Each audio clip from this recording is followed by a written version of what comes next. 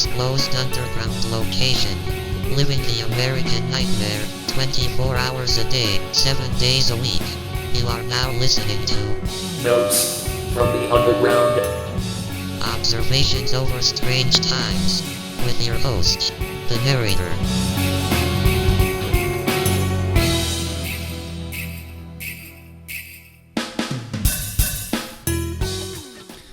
Welcome back, buddy. Hey, bud. How you been? What's going on? Long time no see. Well, Yeah. not long time. It's been, about a month? Was it before Thanksgiving you came over? Yeah, the weekend before. Weekend before Thanksgiving. Yeah, so it's been almost a month. So what's shaking? Oh, just trying to stay busy enough to not get in trouble. I hear that. I don't have that problem, though. I'm No, overly you have busy. enough going on. Like, I have to make sure I stay so busy I don't just spend through all my money. There's too many things I want. Boy, there's a problem I wish I had. I mean, yeah, now that things are the way they are, I'm like a single guy in my mid-30s with a decent job. I might as well have cool shit. No, you might as well have cool shit. You might as well have a ton of fun, too. Yeah. Because shit. Although Shit, dude. it's weird, man. Like, in 2 years, a flip switched. Like, I used to spend a ton of time down in Detroit going to live shows and stuff like that. It seems like that scene, like, either just cooled the hell out or everybody's so young that I want nothing to do with it anymore. Well, I think COVID kind of fucked a bunch of that shit up, too. It really know? did. Like, there was a ton of really good live music down there for years. And now it's just either I'm so old I'm out of the loop or it's just not happening. I got to imagine it's probably not happening, you know what I mean? Because everybody, well, not everybody, but I still follow all the same people, still follow all the same pages. Right. You don't hear about it. it's weird though, like with COVID, and maybe this is what it is. There's like a malaise where, I call it trauma fatigue. that's a good way to put it, where like you want to go out and do stuff, but you know nobody else does. Yeah. You know what I mean? So it's like, well, I guess I'm not going to go out and do stuff because nobody else wants to go out and do stuff, you know? We actually had to do a training at work a couple months back. It was called a burnout training. And it was not just the people who come in that we help, but also the workers there being affected by COVID. Like, it was COVID-related training. Honestly, I'm kind of burned out. I definitely feel... I don't know if it's trauma fatigue or what, but like just on a day-to-day basis, I feel just kind of burned out, you know? Like the only remedy for how I feel would be like a 6-month vacation in the Caribbean. Right. You know what I mean? Like, I don't know if it was just because we were sitting around. I mean, and I never sat around, so it can't be this. I'm nixing that as soon as I say it, but I was wondering if it's because people are sitting around so much, paying attention to these things so much more. Right. That it's wearing on us, or if it is an actual acceleration or like increase in these things happening. Right. Because, I mean, we went through, nobody knows what's happening, so we're going to lock the world down. Mm-hmm. Nobody knows if they're going to have a future or if they're going to survive or have a career after this. Mm-hmm. Straight into like a summer and a half of rioting and craziness. And then it seems like this weird Hong Kong, China standoffishness over seeming to be semiconductors is accelerating. Yeah, and dude, that shit is getting scary, man. Did you hear, I think it was a couple of days ago, I'd have to look it back up to see, but I think China said something like, you know, if the U.S. goes into Taiwan, they're gonna actively fire on our guys. Oh, yeah. It's like, dude, we're right there. We're right there. And now also right there again in the Ukraine. Yep, yeah, with Russia too. Yep. Like, when are we going to learn our lesson? Well, what do you mean by that? Because I see it as the lesser powers, if you want to call them that, China and Russia, which arguably are not the lesser powers anymore, but the lesser powers see the weakness of the great power, so they're exploiting it. Big time. You know what I mean? That's the way I see it. I just mean as far as meddling in Ukraine, Russia, anything, considering it's gone back and forth between Russian hands and their own hands for like 600 years. Right. Wasn't it back in Obama? Was it Obama's term when they Crimea? first went into Crimea? Yeah. Was it? Sorry, honey. We're like. That's quite all right. I'm just hanging out anyway.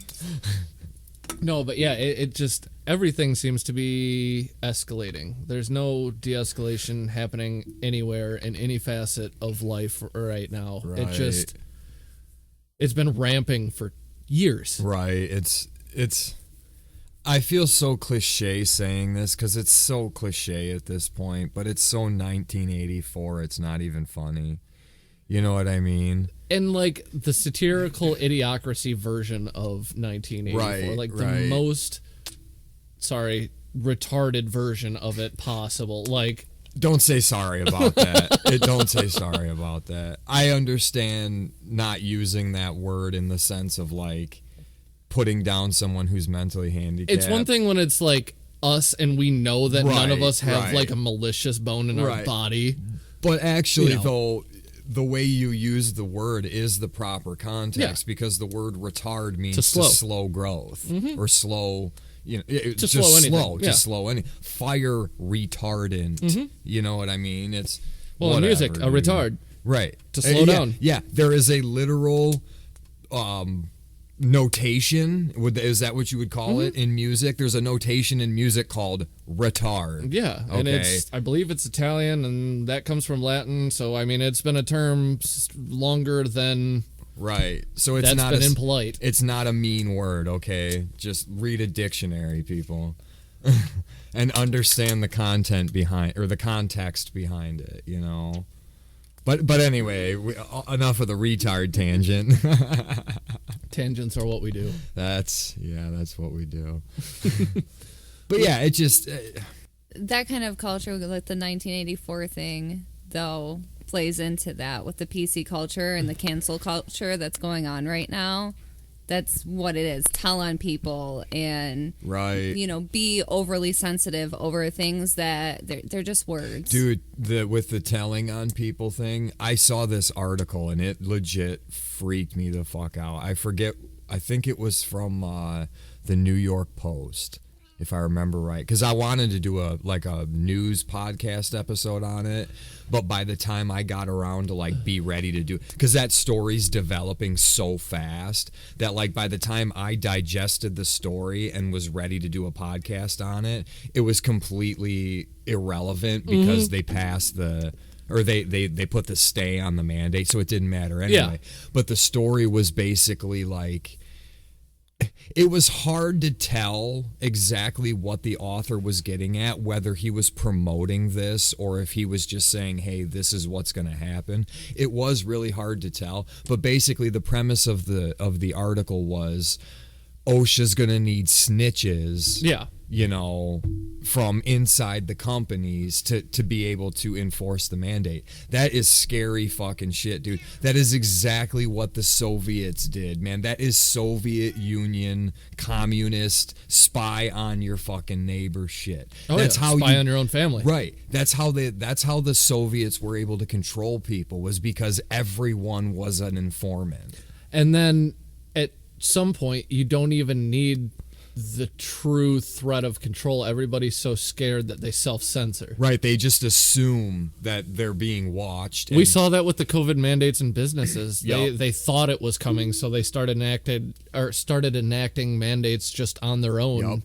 to get ahead of it. It's weird to see the left become the party of control. Yeah, it's funny actually. It's really weird funny. because even as soon as go ahead. No, because it was just a little side thing. Did you want to try and do did you want to do the Android phone thing during this? Yeah, or did you want show to that save to Todd. Show that to Todd. I don't know. Do you have an Android? Yeah. Because I played it too many times to where it doesn't do it anymore. So I saw this thing online where it says if you have an Android phone, to hold the home button down until your Google thing pops up, your speak thing, and say sing a song, and then it said this is not a conspiracy theory anymore. So try it out, if you haven't done it yet. Just when you do it, hold it close to the mic so that the microphone picks it up. I just might have all that kind of stuff turned off if I can, even however turned off you can. It might work on Sing my a song. phone. Did it work? No, it didn't work on Here, his. I'll do it. Watch this shit, dude. It's crazy. Sing a song. No, yours isn't doing it. Huh.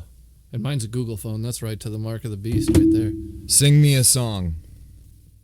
Oh, wait. Because I played it, that's right. Hold on. I gotta do this again. I hope it works. It'll because work. after I did it second time, like 2 times in a row, it stopped playing it. All right, don't talk. Okay. Sorry. Sing me the vaccination song. Let's celebrate that we have the vaccine to help us bring a change to this old routine. It can help us build our immunities while taking care of our communities. Vaccines are safe and an important step towards opening up and shaking hands again and going somewhere we couldn't visit for months, protecting ourselves and the world at once. Scientists work night and day. In record time, they found a way, like superheroes in masks and gloves, helping us get back to what we love. What the fuck is that? That's a nightmare. That is a nightmare. What the fuck is that? But At least when it- I did it the first time, I didn't have to put vaccination in the title. I Oh. just said, sing a song, and that's what came up. That's what would play. And she showed that to me last night, and it was the same thing. The first time I did it and said, sing me a song, it came up. And when it was over, there was a little message that said, next time, say, sing me the vaccination song. It's Well- weird that it didn't work on your phone the first time. But yeah, Yeah. no joke, dude. It came up right away. Well, I have my Google Assistant and everything turned off. That's probably a good thing. Yeah, I have Yeah. everything is turned off as I can turn it off. But yeah, she showed me that, and I was like, what? Yeah, that sounds like almost poorly translated like Chinese propaganda music. Yeah, Yes. that's exactly. Yes. Yeah, dude, it's got that anime feel to it. Like, It does. what the fuck is this? Yup. That's well, at least they're not doing like subliminal messaging with it or something, like blasting it in like That- on the undertones of That something. we're You know, like, aware of. yeah. Yeah. It's probably in every. Turns out every fucking song that's played in the grocery store as you're walking around mindlessly Is just the bebopping along. vaccination It's just song. just subliminally pasting it to the back of your brain. Why does that sound so familiar? I'm gonna do an episode. Actually, I don't know if it might. By the time this episode releases, it might have already come out. But in case it doesn't, Yeah. I'm gonna do an episode. I've got a couple of news stories I found that. Like, sorry, I didn't mean to cut you off, No, but I that's just cool. got such like Gremlins of the Kremlin vibe. Like, you know what I'm saying? yeah, like just straight up propaganda cartoon. Yeah, and it's got like the cheesy anime music, you know, like. And nobody's arguing that vaccines are bad, like, but that is just so creepy. That's creepy. Yeah, exactly, Yeah. dude. That's creepy. Ugh. Vaccines are good. We put a jab into your arm. Well, like, did you- what is that? Did you Like, hear? Did you hear the part where it's like it compares scientists to superheroes? Of course, superheroes wearing gloves and coats, No capes. cape-like coats.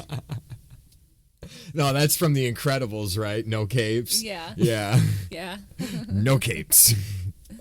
And Well, the like, other thing it reminds me of, like movie reference, is if anyone's ever seen Josie and the Pussycats, the movie Josie and the Pussycats, they do where they're doing subliminal messaging underneath all of their songs, and Yeah.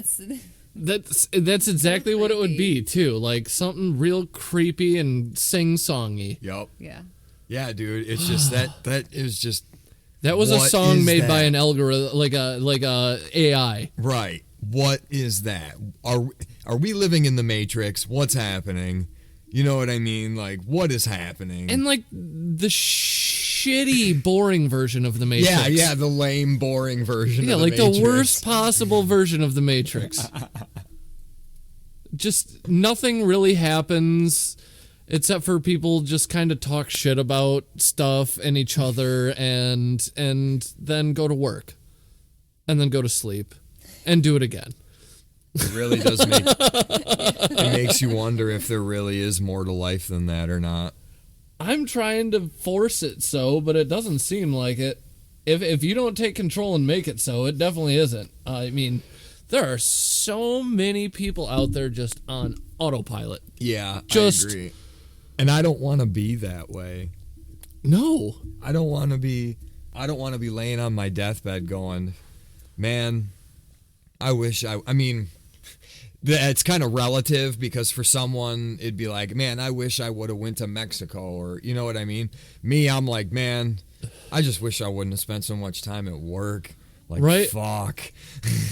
But I mean, even there, at least you're creating and building something. Yeah, contributing to society. Can you imagine just sitting at home, just getting garbage blasted into your brain all day Oh, from the God. just can you and being excited to get home and watch some other brainless show Right. probably for the third time. Don't get me wrong, I've been there. I've seen The Office so many times, it's brain numbing at this point. The Office, that's funny. When we never watched The Office. I know, you're We were late comers. never I would into it. quote them to you and you just kind of look at me and I'm Right. like, oh yeah, that's right.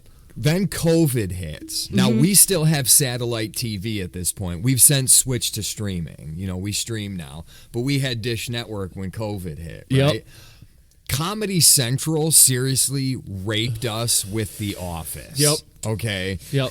No joke. Well, we had two Comedy Central. That's what it was on. Yeah, right? we had two Comedy Central two channels. Comedy Central channels, and both of them were just playing The Office over and over. 7 and days a over. week, all day long for fucking. I was off of work for what, 2 months? Yeah. For 2 months straight, it was not because we watched the History Channel, Yeah. Comedy Central, and the local news station. Yeah. and that was it. How many times can you watch Ancient Aliens and Right. the Battle of Midway? Exactly. yeah. So it was seriously nothing but The Office for 2 months. By COVID hit, we started watching The Office, and by the end of the 2 months when I went back to work, we were like big fans of The Office all of a sudden. It After sneaks those up on 2 you. months, I went and I bought the entire series on Amazon Yep. because I was like, I have to watch it from the beginning. Yeah, so now we have the entire series of The Office on DVD. Yep. So I guess if there's one positive that came out of COVID, we became fans of The Office. Well, when me and my ex first got together, we went 5 years without cable or internet. Right. Just nothing. we did just, that too. Just Yeah. DVDs. So The Office was just on repeat, just in the background when you're doing stuff. Instead of turning on a record or something like that, it's just That's how we Dwight are. going off about fucking, identity theft and, That's- whatever. That's how we are with Game of Thrones and with Doctor Who. She'll put on Doctor Who and it'll just be on, tomorrow on Sunday, she'll put on Doctor Who and it'll just be on all day long. I haven't touched Game of Thrones since that No. last episode. Dude. I don't know why either. I haven't read a book since I finished that last Game of Thrones Yeah. book. Dude, I've tried. I've gone back and I've listened to the books again and I've watched the series once or twice Yeah. again, except for the last season because we don't have it on DVD. yeah.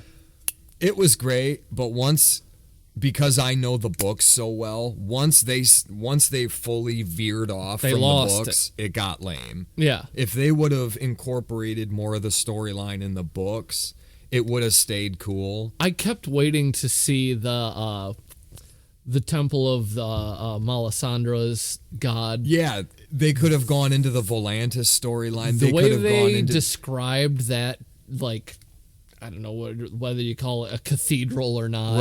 Right. That's Man. in Dance of Dragons, right? Or Dance with The Dragons. last book. Yeah, that's a Dance Yeah. with Dragons. Yup.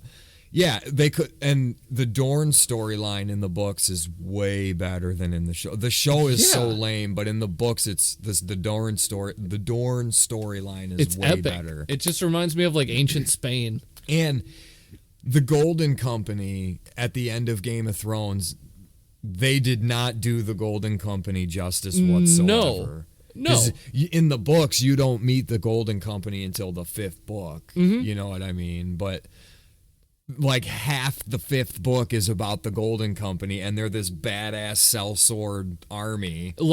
The one group of mercenaries that has never besmirched their own name. Right.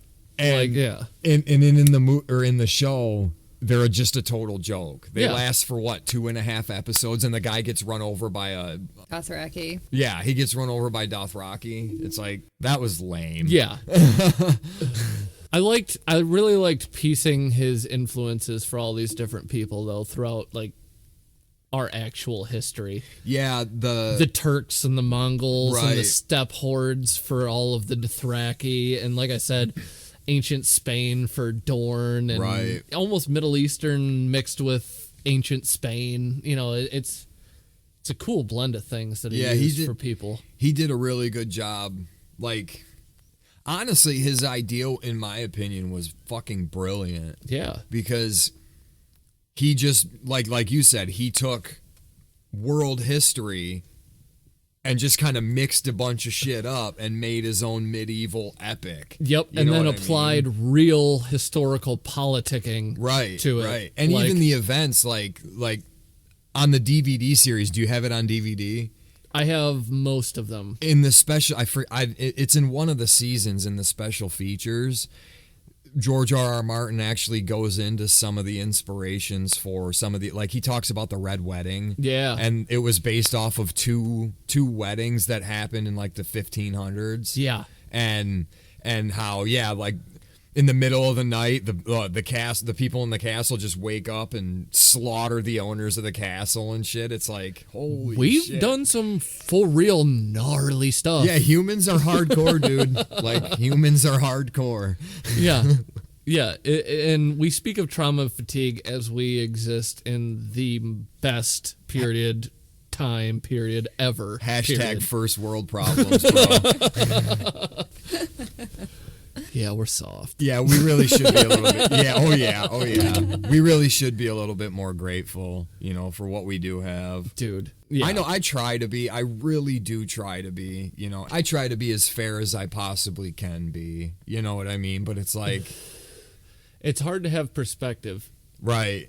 because this is all you've ever experienced. Yeah. Middle class, Western civilization lifestyle. It's Yeah. like, And it's fun to romanticize like the cool parts of those days, but it's like 9 times out of 10, any one of us would have died of diarrhea or an infected tooth. It's not going to be Dude. as glorious Dude. as antibiotics. Antibiotics. Yeah. That's all I have to say. Like, okay, yeah, it would have been like one of my favorite time periods in history to study is the Civil War. Yeah. It would have been really cool to watch it and Yeah. be there, but fuck living there, dude.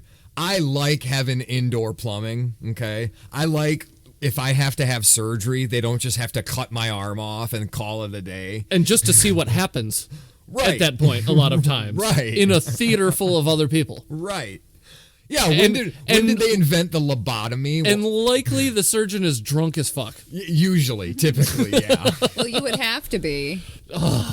You would God. have to be to cut somebody's leg off or something without any kind of anesthetic. And like I said, most of the time it's not even necessary. It's just to see what would happen. Right, exactly. So yeah, I like living in 2021. I think it's a fantastically wonderful time to live in, if you ask me. Our It's biggest just- problem is that it's too easy It's to too exist. easy. It's honestly, it's too easy. Yeah. That's such So- a bizarre thing to say.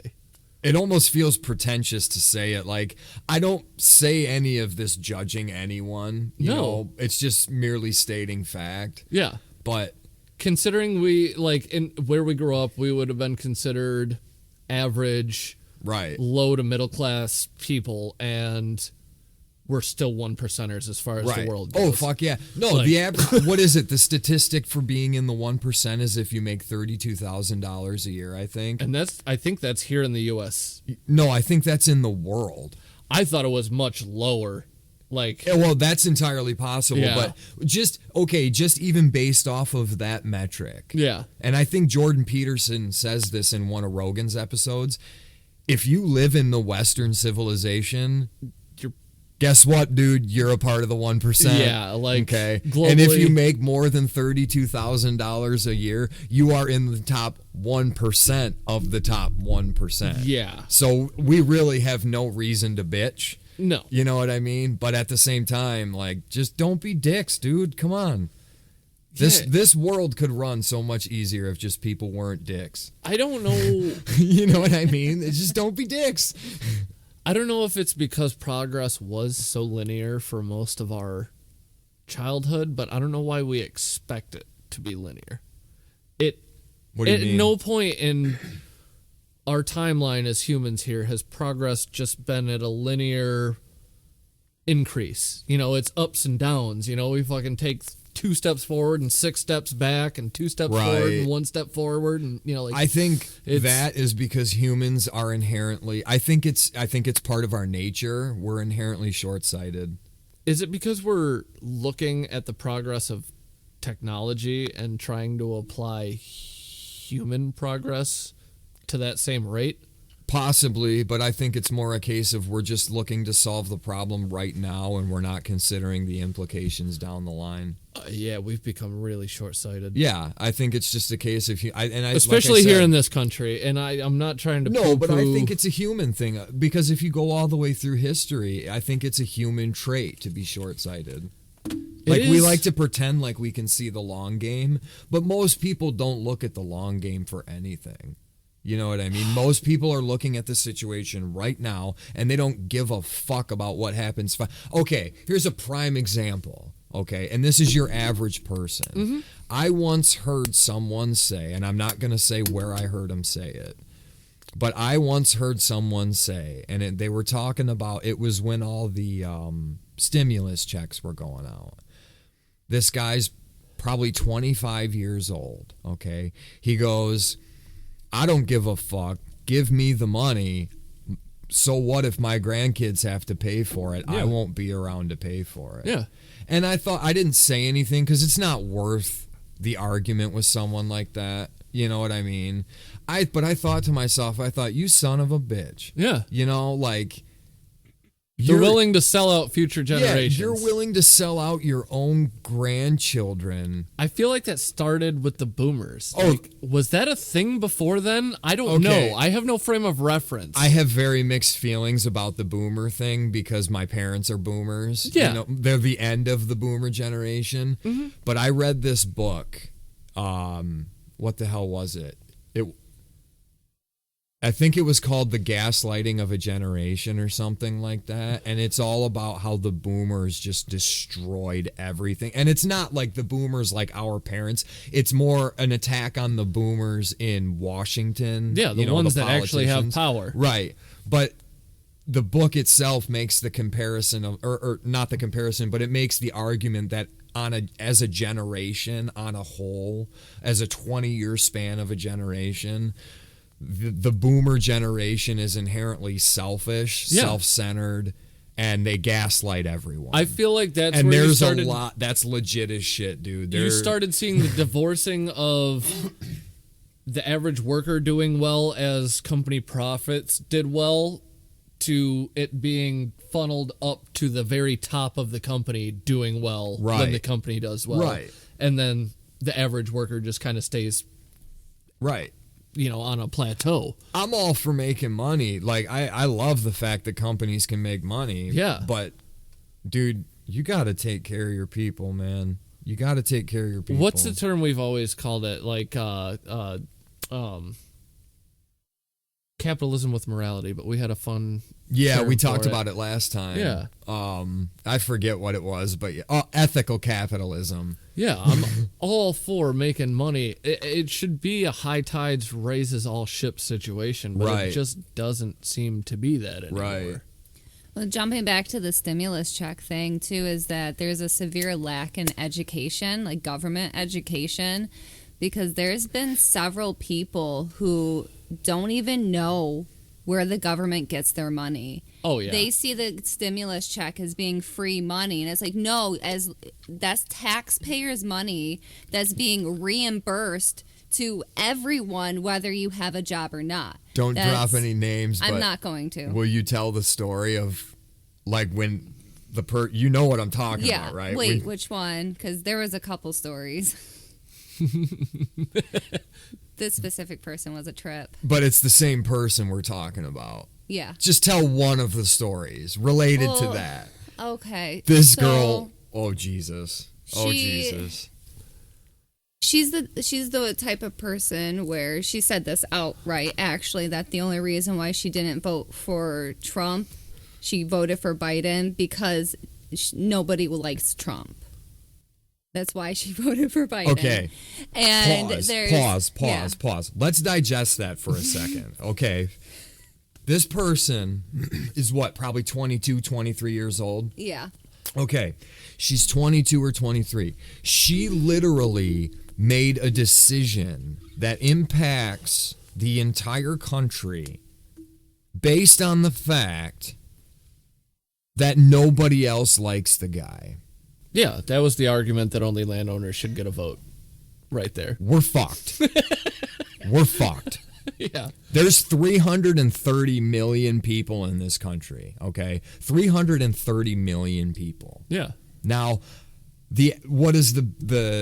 I'm sure the voting block is probably maybe 200 million people over the age. No, it's probably less. Yeah, it's closer to the 150 mark. So it's probably 150 million. Okay, so out of 150 million people, how many fucking morons do you think that are out there that are just like that? If it's 1% of 150 million people, I'd say it's a solid 30, 40 million people. We're fucked. Yeah.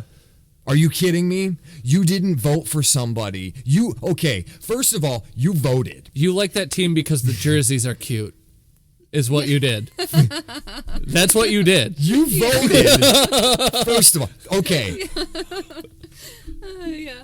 This is going to be controversial, what I'm about to say, and it goes right back to what you said a minute ago.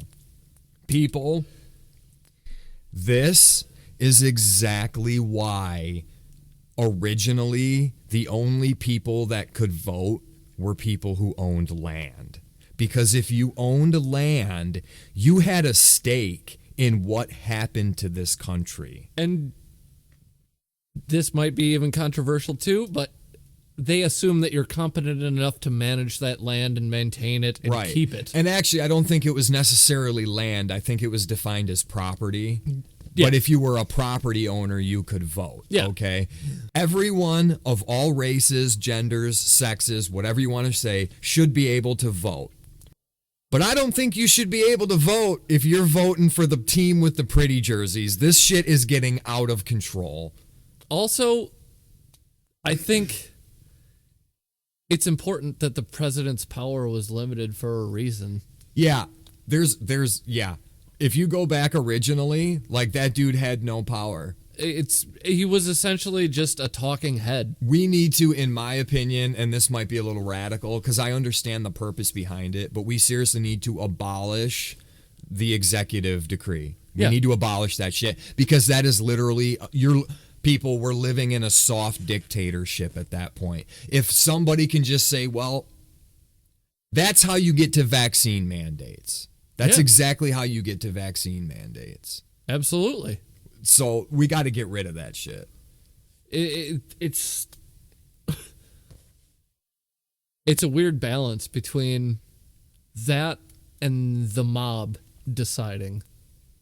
Yeah, because contrary to popular belief, we live in a republic, not a democracy. Yeah. Democracy is mob rule, period. It's such a careful balance that we have to strike in this country with the government we have chosen. And our education system and the Fourth Estate have completely failed us. Oh, God, yeah. Well, the education system, for starters, it was never designed to make you smart. It was designed to make you able to work in a factory. Yeah. That's all and it's a glorified babysitter. Yeah. You know what I mean? And Absolutely. I don't mean that to put parents down because I understand the struggle of having to work, both parents having to work. You know, we understand that struggle. You know what I mean? So and our kid's not in school yet, obviously, but I'm not putting parents down. But that's what it is. It's a glorified babysitter, you know? Yeah. They don't teach you to think, they teach you to memorize. Yeah. You know what I mean? We need to revamp the schools to make the children need to learn how to think. Now, granted, a lot of that is the parent's job. You have to teach your child how to think. You know, you can't rely on the school. That's your job as a parent. Yeah, I feel like as a society we've gotten pretty lazy when it comes to our youngins. I really want to homeschool. If we can do it, I want to homeschool. It's so hard in today's society, like just having that single parent or the single working parent household is just, it's damn near impossible to achieve. It's damn near impossible. Unless you're making six figures, it's impossible. and how we went from that being the usual in this country to it being almost unheard of in 70 years. Both of my parents worked. What happened? Right. I mean, my mom didn't work when we were real little. My mom didn't work. It was just my dad. But that was the early 90s. You know what I mean? But once we moved from the city out to the country, my mom got a job and both my parents worked. Well, because of COVID and everything, homeschooling is actually becoming more mainstream. Yeah. And it may very well be by the time our child is old enough to go to school, all schooling may be online. Well, then I hope I'm not working in a factory anymore, because I really want to homeschool my kid. I really do. So do I. You guys get into this while I step out real quick. We just can take a quick break. Yeah, I'm going to pause this because I want to get something to drink. All right, we're back. Sorry about that, everybody.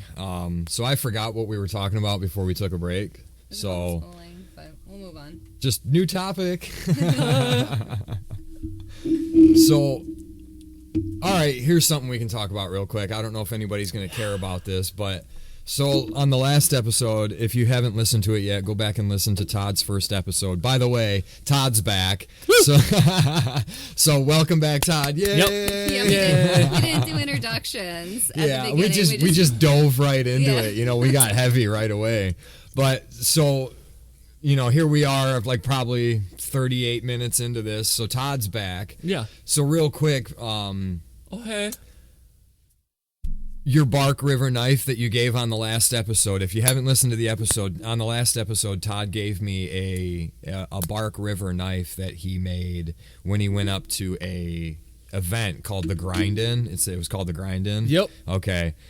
So he gives me this knife on the show. Now, that was about 2.5 weeks ago. Yep. 3 weeks ago. It was probably 3 weeks ago because I got it last weekend. Okay, yep. Okay, so last weekend I go out and I'm hunting. And on the show, I promised him that if I got a deer with it, I would take a picture. And, you know, if I had to gut the deer, I would take the picture of the knife and I'd send it to him. So last Sunday morning, I got a deer.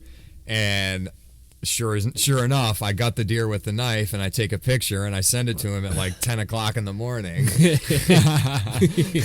So, yeah, dude, that knife cut like a hot knife through butter. Yeah. They're like, my father-in-law came out to help me track the deer, you know.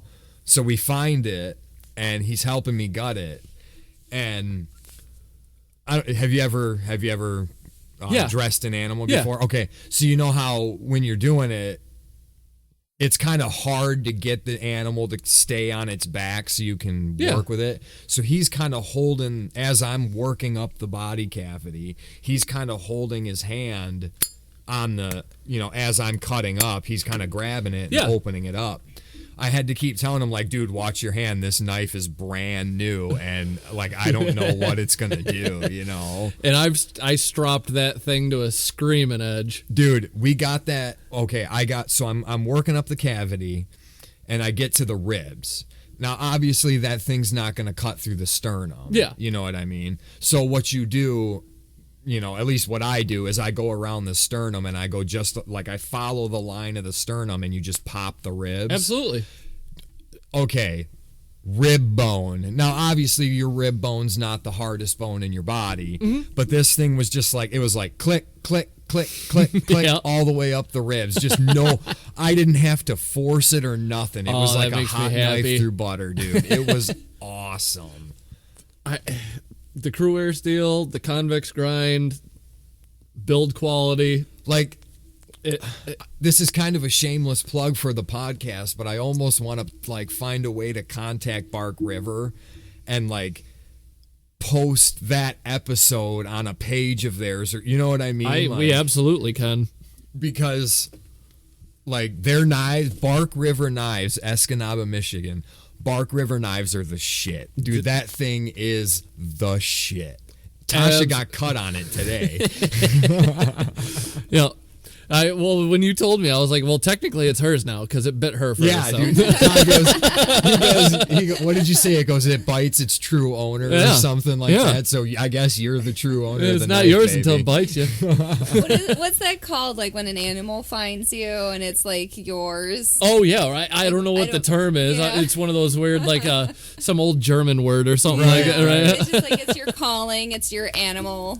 Yeah. But yeah, dude, that Your knife, spirit knife. like, I'm telling you, man, that knife, a supreme job, dude. You did magnificent. Magnificent. And shouts out to Mr. Skittles for putting that screaming edge on that thing from the factory. Yeah, that knife, I will cherish that knife. That knife will become, I It's will an hand heirloom. that, I will hand that down to my son. You know what I mean? Like, that is a beautiful piece of equipment. That's what they do is heirloom quality cutlery. So yeah, dude, it was awesome. Dude, Just wait. My pre-order's coming up. You've seen Inglourious Bastards, right? yeah. You know Aldo Rain. Yeah. You know his big Bowie knife, right? I got That one movie's coming. great. That Bark movie's River great, made man. that knife. Did they, like, for the movie? Yeah. Are you shitting me? I think somebody rehandled it with that crown stag. But yeah, that's a Bark River Shining Mountain Bowie, and I got one coming here in the next month. Nice. Yeah. Nice. Yeah. Nice. That's crazy. I didn't know that. I love Yeah. that movie. It's one of my favorites. I love that That's- movie.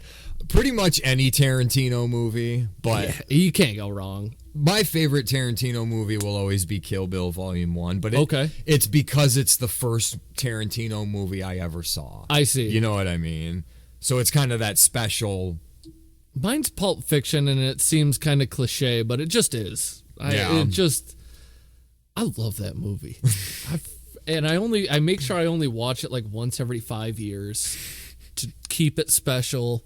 Like it's just got its spot. It was like the first real mindfuck movie I ever watched. Yeah. The one where like you finish it and you sit there for a good 15 to 30 seconds, just like that just happened to me. The only ones. That's a thing that happened to me now. The only ones of his that we haven't seen yet is Once Upon a Time in Hollywood. Oh, that's a fucking awesome Is movie. it? We haven't seen that one, and we haven't seen The Hateful Eight yet. Okay. Which has been recommended to me. Yeah, that it's I've got it really solid. saved. I've got it saved on Netflix. Yep. But we haven't seen Once Upon a Time in Hollywood or Hateful Eight. But I've seen all of his other movies. Once Upon a Time in Hollywood has got just an awesome vibe to it. It really does a good job of putting you in that era of California.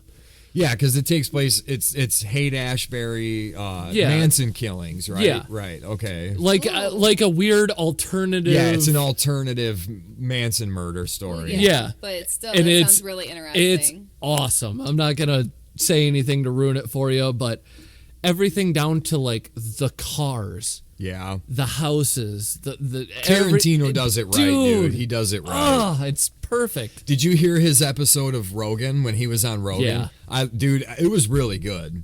Like I'm a fan of Tarantino. Absolutely. But it was good. I'd say top 300 interesting men alive. Yeah, that's fair. 300, I would say. Yeah, that's fair. Yeah. His sense of humor is my favorite thing about all of his movies. It's I just find macabre. him to be hilarious. Just the way he cuts scenes, the music that he uses. I love all of it. I don't even have a favorite one because I love them all because they're different, but there's got that Tarantino vibe through all of them. Now, he didn't do Natural Born Killers, or is that him? I think he like co-wrote it. Okay. Because I think Oliver Stone Okay, directed that's- Natural Born Killers. That I was think- one where I could never keep it I've got straight. the internet right here. Let me look that up. I'll look it up. I rewatched that one recently, and I just always forget how much I like that movie. Holy cow. Natural Born Killers. It was directed by Oliver Stone. Okay. Good job. He did the Damn, Doors and Almost Famous. I think as I well, got right? my young Jamie right here. Yeah. It's my beautiful wife. Young Your Tasha. My beautiful wife. No, but I'm your what? My young Jamie Jamie.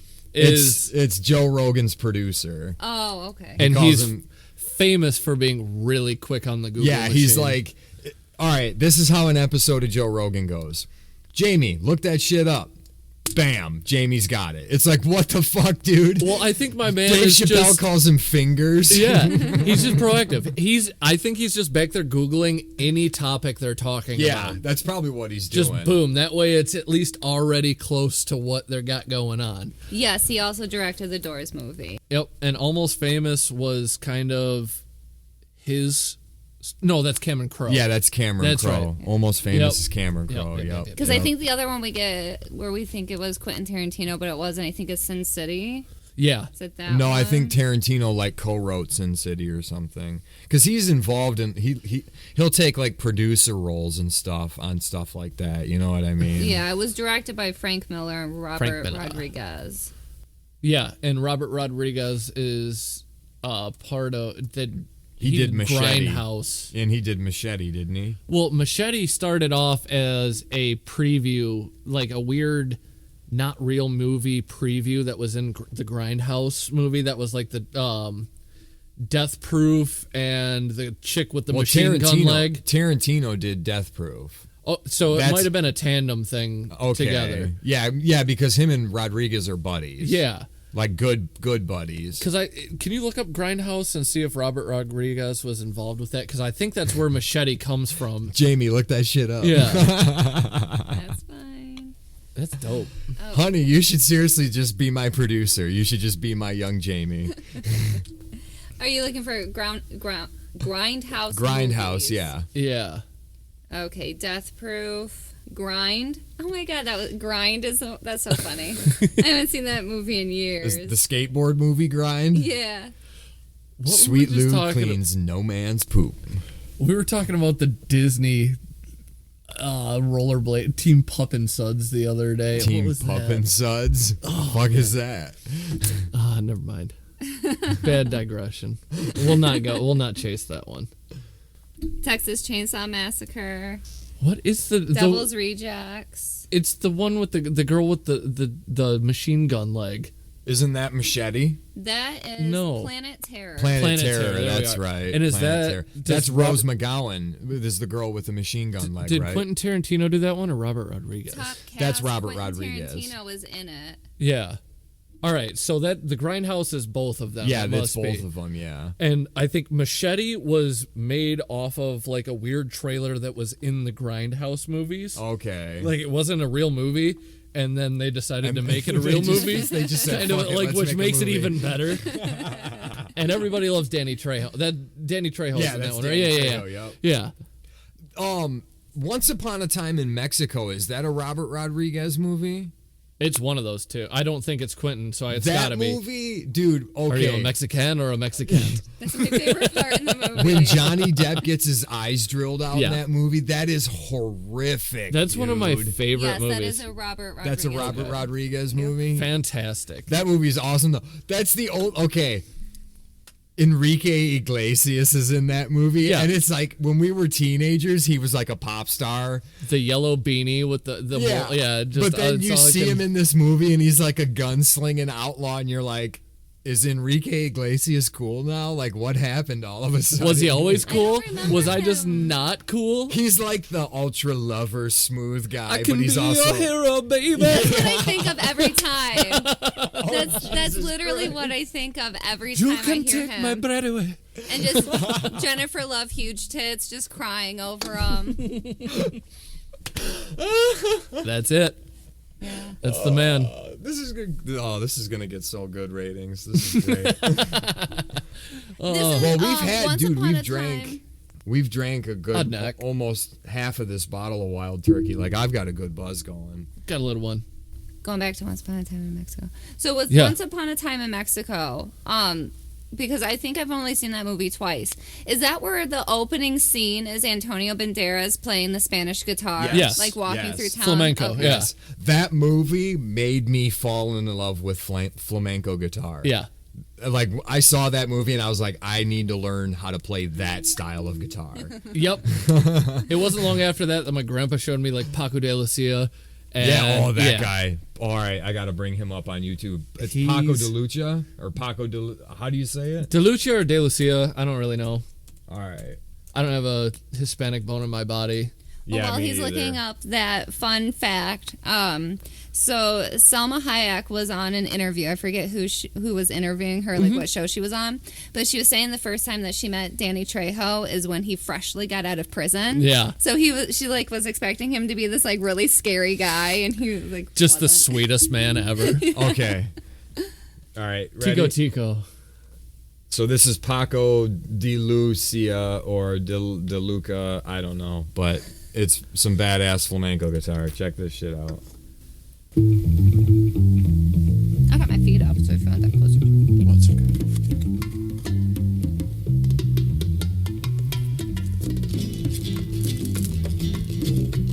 I love this shit, dude. This stuff's so cool. It's good work music.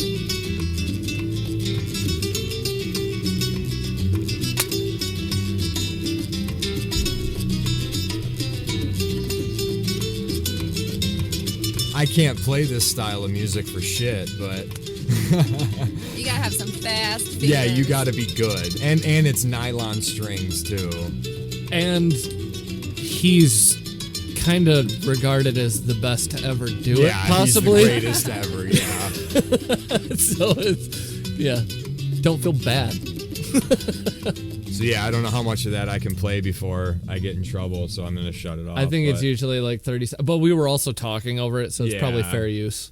Yeah, I looked into that, all that fair use law stuff. It's pretty legit. Like basically now I need to look deeper into it, so I'm gonna be careful about what I do. Yeah. But basically what I took away from fair use law when I researched it was as long as you're not copying what it is and then saying it's your own work, you're fine. Like if you use like a news clip and you have a discussion about it, you're not going to get in trouble. No. The only thing is where it gets tricky is copyrighted music.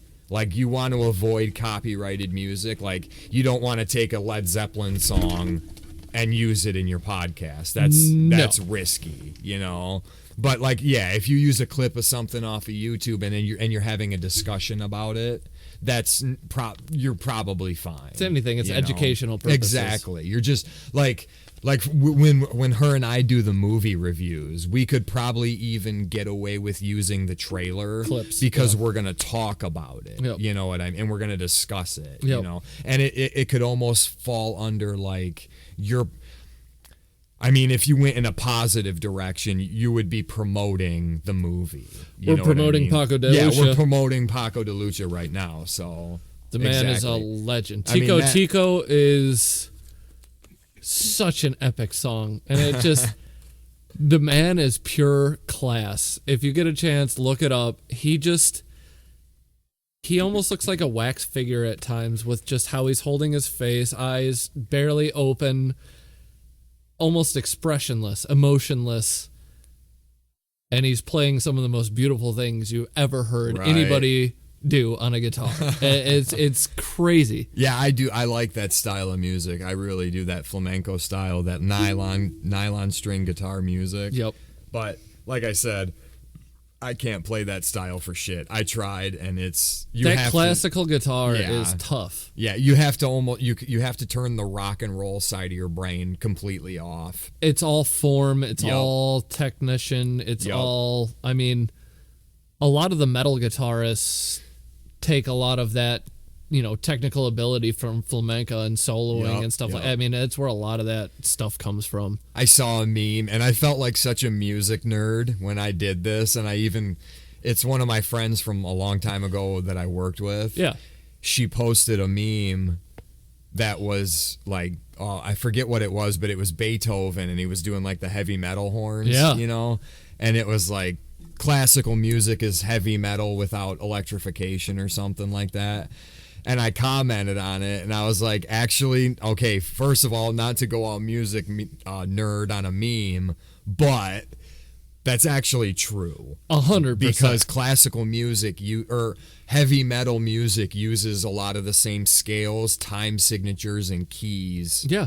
as classical music. It's just electrification and tempo. Yeah. Because like if you took okay, Flight of the Bumblebee is a that's why Arpeggios and polyrhythms are Right. not new. Right. That's why Trans-Siberian Orchestra works so well. Yeah. Because it's heavy metal classical music. Absolutely. You know. Which, speaking of, it's Christmas time. Trans-Siberian Orchestra. Absolutely. Did you ever listen to what was Gary Hoey, Ho Ho Hoey? It was like almost like heavier kind of Trans-Siberian kind No, of I've never heard Christmas it. cover. That was a pretty good one. Grinch Stole Christmas. Really heavy guitar version of it. Sounds epic. But yeah, speaking of like metal, I mean, we were just listening to a group before this that literally doesn't have a single electrified instrument in the band, and they won heavy metal band of the year. Yeah, dude. That is They literally it's like play Viking bones. music, man. It's crazy. It's Viking. It's even pre-Viking into like Mongols, steppe hordes, the Gallic tribes. Yeah, lots of throat singing. And Just yeah. Hylung. If you get the chance, look them up.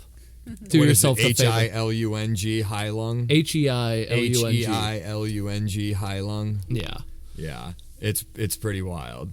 It'll hit you right in the soul if you Yup. have any Northern European in you. I started learning I got to read more about this, but the battle at Teutoburg Forest where the Gallic tribes took down the Romans. I just... Isn't there a reference to that in Band of Brothers? Could be. the I'm one- actually going back and Rewatching that right now. I think renewed my one of the subscription. soldiers in Band of Brothers during the Battle of the Bulge, Uh-huh. I think if I remember right, they're sitting in a foxhole. That would be the one, too. And the one guy he makes a reference to like the Romans seeing the horde coming through this exact forest. Yeah. You know, that's probably what he's talking about. That's then. exactly what he's talking Yup. about. Yeah. is that the war where it was the Romans against, like in northern Scotland, against like the Celtics? This would have been, I forget the river now. Well, it's the Ardennes Forest. It was the far, Like Belgium. it was, there were Germanic tribes at the Right, time. right. And I forget what river was the border of the Roman territories into Germanic and Gallic Is it the sign? tribes. It's not Yeah. the sign, is it? Sen sign, whatever, that might be it. But Arminius, who was part of the Germanic tribes or Gallic, I am apologizing, I'm butchering this, I'm sure. Yeah. Anyways, we're just having fun here. He was a former legionnaire, I believe. He was Roman trained, so he knew their tactics. Yup. He knew how to fight like a Roman, and he also knew how to fight like a tribesman. And he laid waste to an entire legion. Like, the Romans were never quite the same again Yup. after that assault. Yep.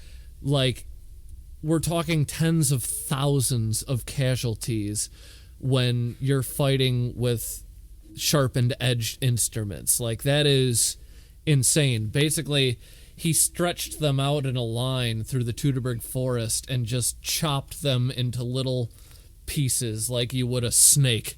Like, it was one of the most comprehensive dismantlings of one of the greatest superpowers of the time that has ever happened. Yeah. And basically, this ties in. Hylung makes me think of what those Romans must have been hearing as those tribesmen were picking them off.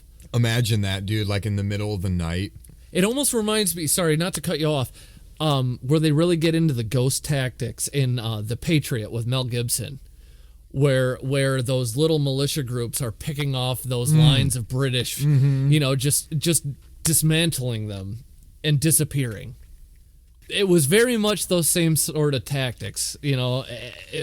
Look into it. It's a fantastic captivating part of human history. Mm-hmm. I mean, talk about hard times. Ho, ho, ho. Yeah, again, it makes me glad that I live in 2021.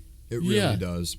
I've literally never had to think about a horde coming over the hill once. Yep. Not once. Not ever thought about that. Never once. Well, Never once. I was asking because I believe they do a Doctor Who episode along those. It was in the episode the Romans disappear and they're in Wales. I thought it was in Scotland, but they were in Wales, and it's when the Roman fleet disappears, so they go back in time to see what happened, and it's the Romans against the. I thought they were Celtic, but I don't know. So I thought it tied in there. The Celts. Oh, it's the Rhine River. Yeah. Yeah, that makes sense. I think the Seine runs through France, I think. 20,000 Roman soldiers died. That's a lot. Described as the Varian disaster by Roman historians, took place What is the name of it? Teutoburg. Dude, you know what I found? Okay, I listened to Dan Carlin. Yes. My man. And I finally bit the bullet, and I actually went to dancarlin.com, and I happily pay him every time. Yeah, I pay him every time now too, It's because worth it. the content is so worth it. It's the so greatest worth the greatest history teacher of our generation. it. Yeah, that guy.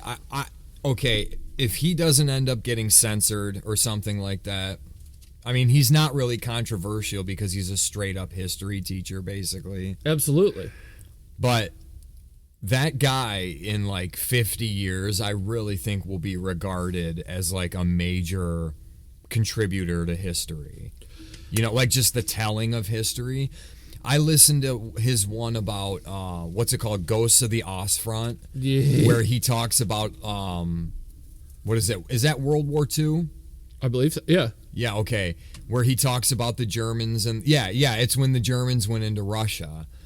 And just the bodies just everywhere, and you can still go out today and you can find, you know, like a German soldier's helmet. Yep. Or a rusty pistol, or they basically like cordoned the area off because of all the just dead bodies and In live Wrath of Khans, they ordnance talk about that Chinese city, Subutai, laid waste to. That literally for miles on the way into the city, the roads ran slick with decomposition, essentially. Like, that place had to be avoided for almost a decade from the smell alone. Right. Genghis Khan was... He laid what is waste it? to Baghdad so hard that it's never really actually recovered from, I mean, at that point, the world power that it was. Right. I mean, that was the center of, like, advanced human knowledge, mathematics, or, you know, like... What's the number of people that have his DNA now? It's 1 in 200 people. In the world In the or world. in Asia? In the world, which is skewed by the amount of people in Asia. Right, that's true because there's way more people in But yeah, Asia than... 1 in 200 humans have DNA that can be traced back to Genghis Khan. Think about that for a second. My man was rapey. Extraordinarily rapey. That Yep. is like... And Dan Carlin's framing of his atrocities versus if it weren't to happen, the Silk Road may have never happened, the Renaissance Yeah. may have never happened. Like, It was like a necessary evil almost. A fixed point in time. Yeah. it was really a linchpin. Like, the Great Awakening may have never happened if it weren't for his just Destruction. near global atrocities to the point where the mad dog of the Khan, Subutai, I think, I'm not going to get too into it to butcher it, but basically they sent a messenger in. The messenger got his hair chopped off and got disfigured and sent back to Subutai as a message from these group of people. So he laid waste to their village and then proceeded to weave any survivors into almost like a basket weave, and then proceeded to have a feast on top of them and danced and sang That is as they were disturbing. all That's essentially disturbing. just succumbed to the weight. Like, my man was creative. That's disturbing. Like I said, the depth of his atrocities knows no bound, but also he did weird things like accepted all religions as long as it served. Yeah, it was more or less basically pay your taxes and I don't care what you do. And it was almost like with the religion thing, it was hedging his bets. He didn't know which god was real, so as long as you prayed for the Khan to all of them, right, that means the likelihood of him doing well is increased. Like, it was a weird hedge your bet situation there with that guy. Yeah, that stuff's fascinating, man. That stuff is just absolutely fascinating. And the fact that all we know about them, instead of history being written by the victors, because it was all an oral tradition with them. There's no, I mean, there's like the one written history of the Khans. Right. And I'm pretty sure it was written by I think it was a Chinese captor. Probably. But yeah, it's all written by the people they defeated. It's almost the complete opposite of every other history of a people, especially considering it's the greatest empire as far as landmass ever established. Is that right? Yeah. Really? I mean, he almost conquered right on through Europe. Like, he almost made it to the Atlantic. Bigger than Alexander the Great? Yes. Really? Yeah. I didn't know that. Genghis Khan, I mean, he had most of China. He had almost all of the Middle East. He had right through Eastern Europe.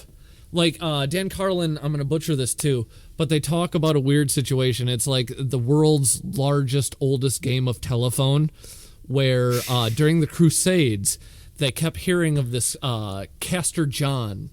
I remember hearing about laying that. waste Yeah, to the Muslims from the Eastern Front. They thought one of their own had circled around and was attacking the Muslim world from the Eastern Front. Nope, it was Genghis Khan, not Castor John, laying waste to the Muslim world from the Eastern Front. It's just a matter of semantics. That's how close they were to conquering at that time, you know, the Western world. It's wild. One dude. Because you forget, North America isn't a thing at that time. Right. Like, Yeah, they it's had not even in the picture. almost the entire globe under their control. And they were just nomadic steppe hordes that had a repeated history of being some of the most powerful people in the globe anytime that they were able to unite. Basically, China's tactic and Western Europe's tactic was just keep them from joining forces.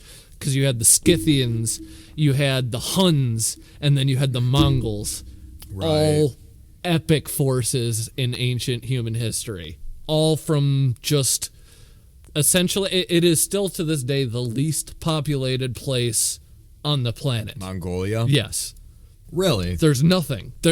One of my favorite humans alive today, Jeremy Clarkson, and the Grand Tour do an epic episode there where basically they get dropped into the steppe area where it's just pretty desolate. It's essentially high desert.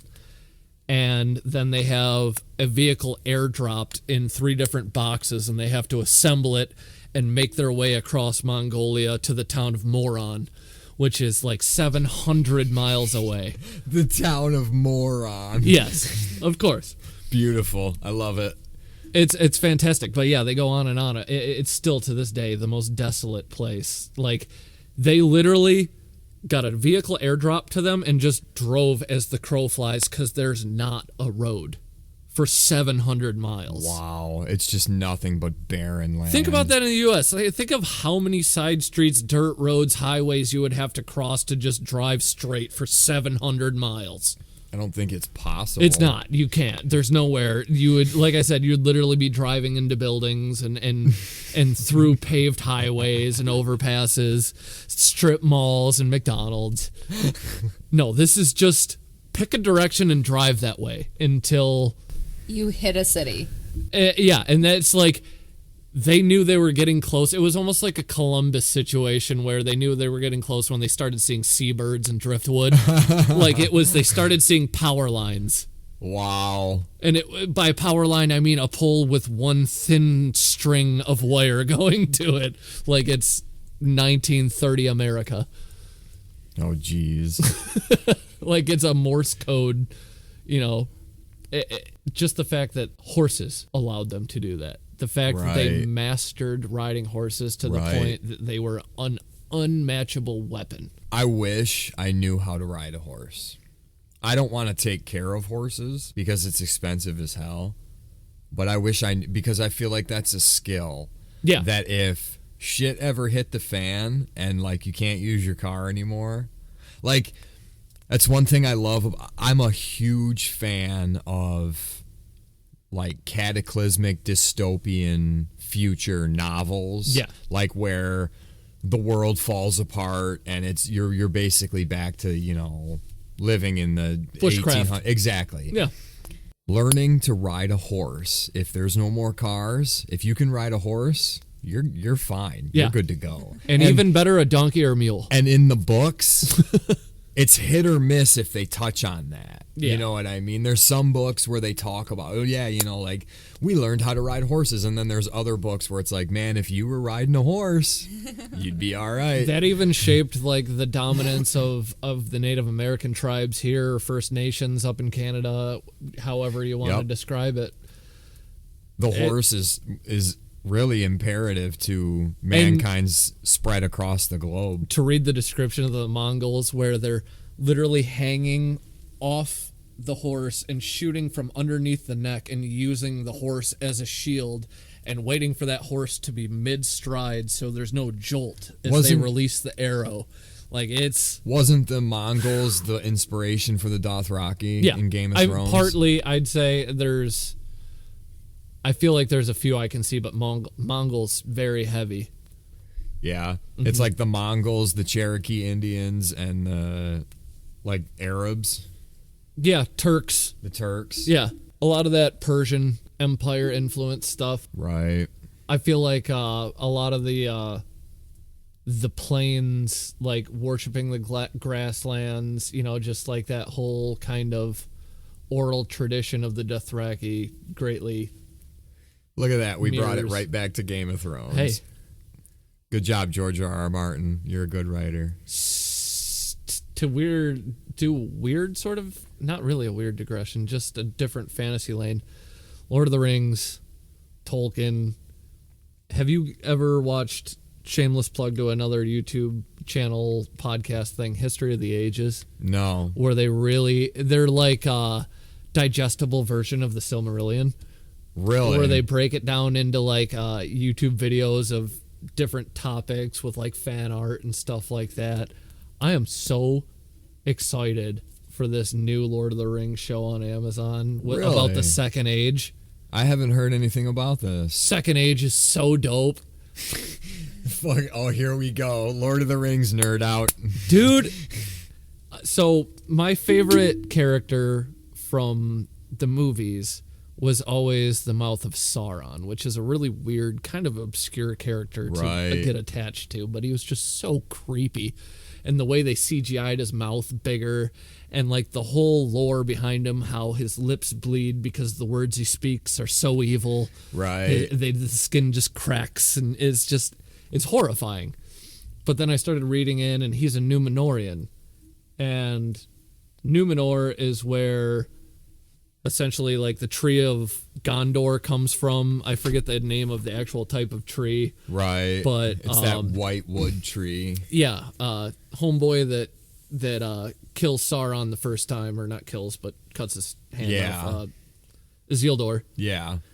He stole one of the seeds from the tree at Númenor and brought it to Gondor, and that's where the tree came from. Okay. Númenóreans are essentially, at first they were almost eternal. Okay. But they dared to tempt the gods of that age, like the Maiar and the Valar. So they lived in a world in the West where, you know, humans or men, right, Númenóreans, men, whatever, they weren't supposed to sail there because that's where the gods live and all that stuff. Numenorians got high and mighty and decided they're going to sail that way. And it pissed off the gods enough that they literally like crushed Numenor into the sea and erased it from the face of Middle Earth and reshaped the face of the earth so that men can't sail to the gods anymore. Okay. And that's how the third age of Middle Earth essentially starts. Okay. So the show gets into that second age of Middle really? Earth where like a lot of the weapons were forged with the dwarves and the elves in like the old whatever. I don't want to get into it that deep. End rant. I don't want to get into that deep. Maybe but we should it's check just that going out, to honey. be epic. And yeah, be excited for that. Okay. Check out History Good of the deal. Ages. Cause I don't know, did you ever read the Silmarillion? No, I didn't. It's brutal. Yeah, I've heard it's a really tough read. It's brutal. It's and maybe I'm basically just like a dumb, history but book. it of is Middle Earth.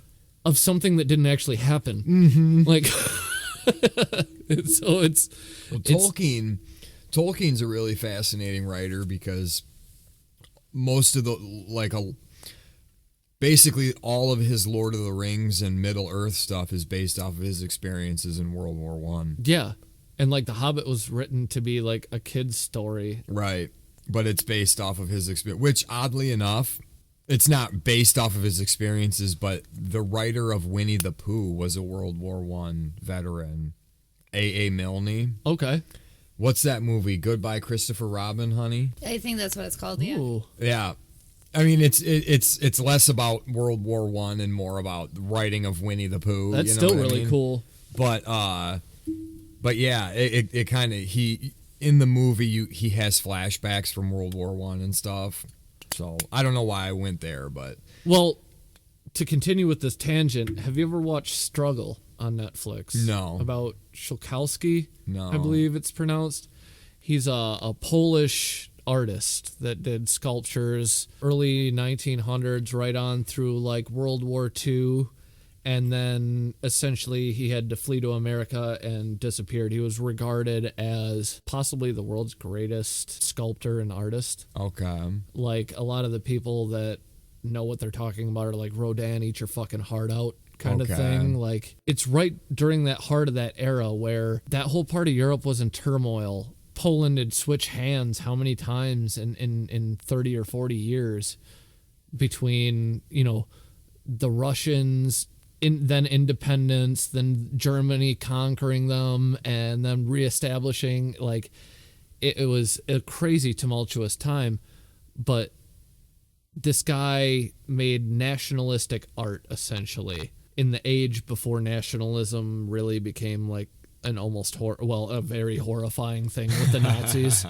Yeah. The Nazis actually tried to hire him to make, I don't know if it was a bust of Hitler or like a propaganda poster or something like that, but essentially he drew Hitler in a ballerina's outfit with like a pig nose or something like that and sent it back to him.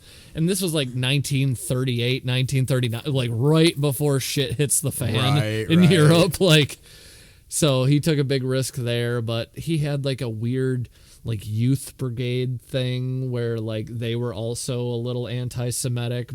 I mean, anti-Semitism in the 1930s in Europe was At its peak. I mean, it was almost inescapable. It's a hard reference for people of our era to get because, I mean, I don't know, man. There's a huge rise in anti-Semitism. there is. Again, you're right. But I mean, through our whole childhood, it wasn't anything. Maybe it was just where we were. We weren't really exposed to a whole that's lot true. of The Jewish only- people. You know? I think the most anti-Semitic thing I heard growing up was like calling someone a Jew because they didn't want to spend money. Yeah. You know what I mean? Like, Yeah, it you're was- a Jew. I'm a Jew. I don't give a fuck. I don't want to spend no money. But it was, I don't know, it just wasn't, but it was really rampant in 1930s Europe. Oh, so yeah. he delved into that. But it seems like once he gets into America, he makes models for different companies for like that want to build land and stuff like that. He becomes possibly, like I said, one of the world's greatest artists, just disappears without anybody knowing anything about him. All of his greatest creations were bombed out because he moved everything to Europe Right. in the 1930s, and then That was a bad plan. yep, That was a literally very everything bad he owned plan. was destroyed. Moved here, and then a guy from like it was Leo DiCaprio's dad and a few of his friends Really? that were a part of like this weird alternative art scene in like the 80s found this guy, or 80s and 90s found this guy in like a weird culty kind of store. He had this cool drawing of Copernicus. Turns out he lived around the block, so they started interviewing him. And the guy, and this is going to get us transitioning into what we actually wanted to talk about, is just the most confident man in the world. He is the greatest artist to have ever lived, and he knows it, and he will tell you about it. But he's also sweet, and he's a tiny man, and he's just... You have to watch this. You will be Right. fixated. Me and Steve watched it a couple weeks ago again. It's just fantastic. Dude, if there's one thing that drives me crazy, it's people that are like, I mean, I get being confident, but when you have to talk about how great you are at something, it makes me question if you're really great at it. It depends on how it's delivered, because there's a difference between arrogance and passion. That yes, I agree with that. But it's that what I mean, it's more of like I got to be really careful about how I say this. Like in a professional situation, if you have to talk about how good you are at your job, you feel the need to talk about how good you are at your job, it makes me question if you're good at your job. Because it's almost like they're fishing for compliments Right. rather than actually proving their quality. Right. Yeah. Exactly. This guy, it's a weird one because I have to agree that he is the greatest. It's wild. Like, this was the poster that brought them together. That's Copernicus. And it was just... That was a bronze bust that he did. His style is so epic. Okay. It's an ad now. Oh, of course it is. Sponsored I content. hate the internet. Okay, so breaking into the segue, we wanted to talk. We're like an hour and a half into this shit, and we're finally getting into what we wanted to talk about. That's how it's going to go. Yeah, that's how it's going. All right, but we wanted to talk about Dunning-Kruger Syndrome and its evil twin, or I guess you could say equally evil twin, Also, I think the more beneficial of the two, twin. Imposter Syndrome. I definitely prefer... I mean, dealing with somebody with imposter syndrome can get annoying. Just, I'm never good enough. I don't belong here, yada, yada, yada. Right. That can get a little annoying. But the guy that just has unfounded confidence. Right. Just to where it's like... oh. So, all right, I'm gonna bring up the Google definition of Dunning-Kruger. We'll start with Dunning-Kruger. Yeah, it's definitely the Because more... I think Dunning-Kruger is the more obnoxious of the two. It's the more damaging to society, and the one I've definitely suffered from most. I think most people suffer from Dunning-Kruger the most. I feel like you have to have it to a certain degree to get good at things. You need a healthy helping of both, honestly. Checks and balances. But if you look at any of the greatest to ever do anything that, whether it be Jordan or Phelps or, any athlete. Muhammad Ali. They're I am the greatest. I mean, yeah. They're unwavering in their belief in themselves. Yep. To a psychopathic degree. Like, it's just... Are they Okay. like that in their personal life too? Or Yes. is that just for marketing? Like, if you talk, like, you hear stories about Michael Jordan, like, on the golf course, betting people, like, he's just horrible when it comes to anything competitive, really, and he'll turn anything into a competition. Oh, I hate those people. Yeah. I really Yeah. do. I hate those people.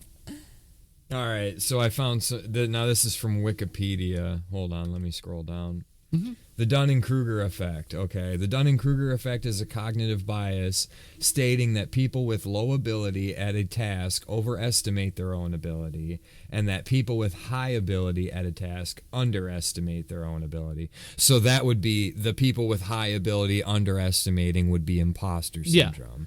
So it's basically It's all like, one thing. Yeah, it's the mirror effect of Dunning-Kruger. Yes. As described by social psychologists David Dunning and Justin Kruger, the bias results from an internal illusion in people of low ability and from an external misperception in people of high ability. That is, the miscalibration of the incompetent stems from an error about the self, whereas the miscalibration of the highly competent stems from an error about others.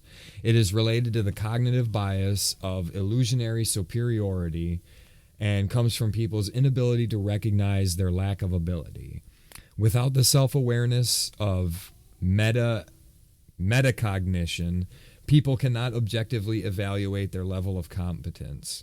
The effect of Dunning and Kruger's original explanation for the effect has been challenged by statistical analysis and comparisons across cultures. So basically, people that aren't good about something like a task, okay, so mowing the grass for a cheap, easy example. Somebody thinks they're awesome at cutting grass, but they suck at it.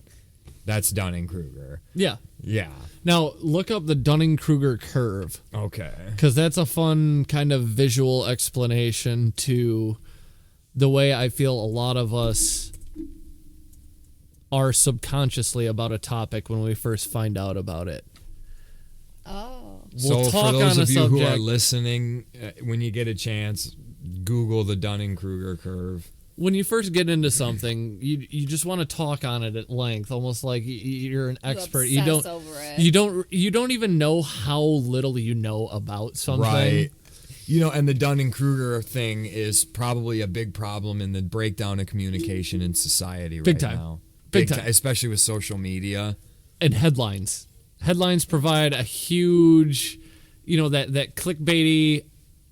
They write something sensational, you read the headline, and then you'll get people that will try and talk at length about a topic having only read a headline, and it's just a complete red herring to what the actual article is about. Right. I've met several people like that. It's wild how often that happened, and I'm even guilty of it sometimes. Like, a lot of times before I knew how Facebook worked, I'm a bit of a Luddite. Like, I didn't know there was like a save thing, or I didn't know how to go back and view saved articles. I would just share something That's with a how I do grabby it. headline I'm so I still could a go Luddite. back and read it later. And people would freak out thinking I'm sharing like this super controversial, topic. And I'm like, no, I haven't even read the article yet. I have to go back and read this. This is literally just, Right. somebody's like, well, you're a complete asshole for even thinking this. I was like, I don't even know what I'm thinking yet. I haven't read the article, dickhead. Yeah. But yeah, if you view that curve, if there's the one, it's labeled, if you pull it up and read it, All right. because it does a really good job of explaining. Does it have the pit of despair? Do you see that one? I think in this one it's called the Valley of Despair. Yeah, there you go. Okay, so it's what would you call this A graph? line chart. A line Parabolic chart. almost. Yeah, parabolic almost graph. On where, the left-hand side of the graph, it says confidence, high and low. On the bottom of the graph, it says competence, guru, and know nothing. And the graph quite sharply goes up in the beginning to peak of Mount Stupid. Yeah, as you first get into a subject and you first start reading things, you think you know everything about it. Basically, So you're that's that ultra point. confident about. Yeah. Okay. Now, quite rapidly after you hit the peak of Mount Stupid, you fall deeply, deeply into the Valley of Despair. And this is where people get when they get into like a master's level degree in something. Before you get into that, like right where you graduate master's, get into doctorate, you realize like when you specialize in something, how little you know about something. Right. How nuanced something can really, really get. How many shades of gray there really are. Yeah. Right. Yeah.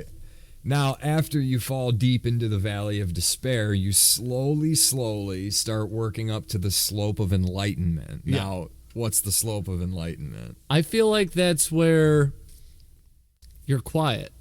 You don't really expound on much. You're doing your research, you're Yeah. learning more, you're gradually You're making your doing way the up. grind and slowly putting the time in to where you're not self-conscious about a topic. When you approach a topic, you don't get that nervous, I need to just bleh everything Yeah, at a just person. verbal vomit. Yeah. You have that Understanding. calmness, that pensiveness. The thing about, okay, That's where the wisdom starts to creep in. quick tangent about like the verbal vomit Yeah. thing.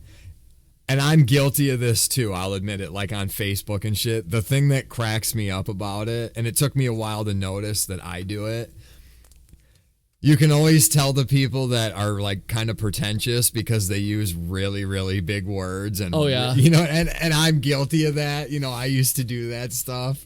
So, side tangent, I'm poking fun at myself. I'm a slightly pretentious, I guess. I don't know, because we both like to use beautiful language. Too. Yeah, I like good language. If you're gonna speak eloquently. Yeah. I think we said that in the last podcast. Absolutely, it's much easier done when you're not, tying Right. on a good buzz. Don't. But, I'm. but I feel like imposter syndrome. I feel like I consume a lot of podcasts with stand-up comedians, and I feel like all of the ones that I actually enjoy taking in their content all have a healthy dose of imposter Dude. So syndrome. we never made it to the top of the chart.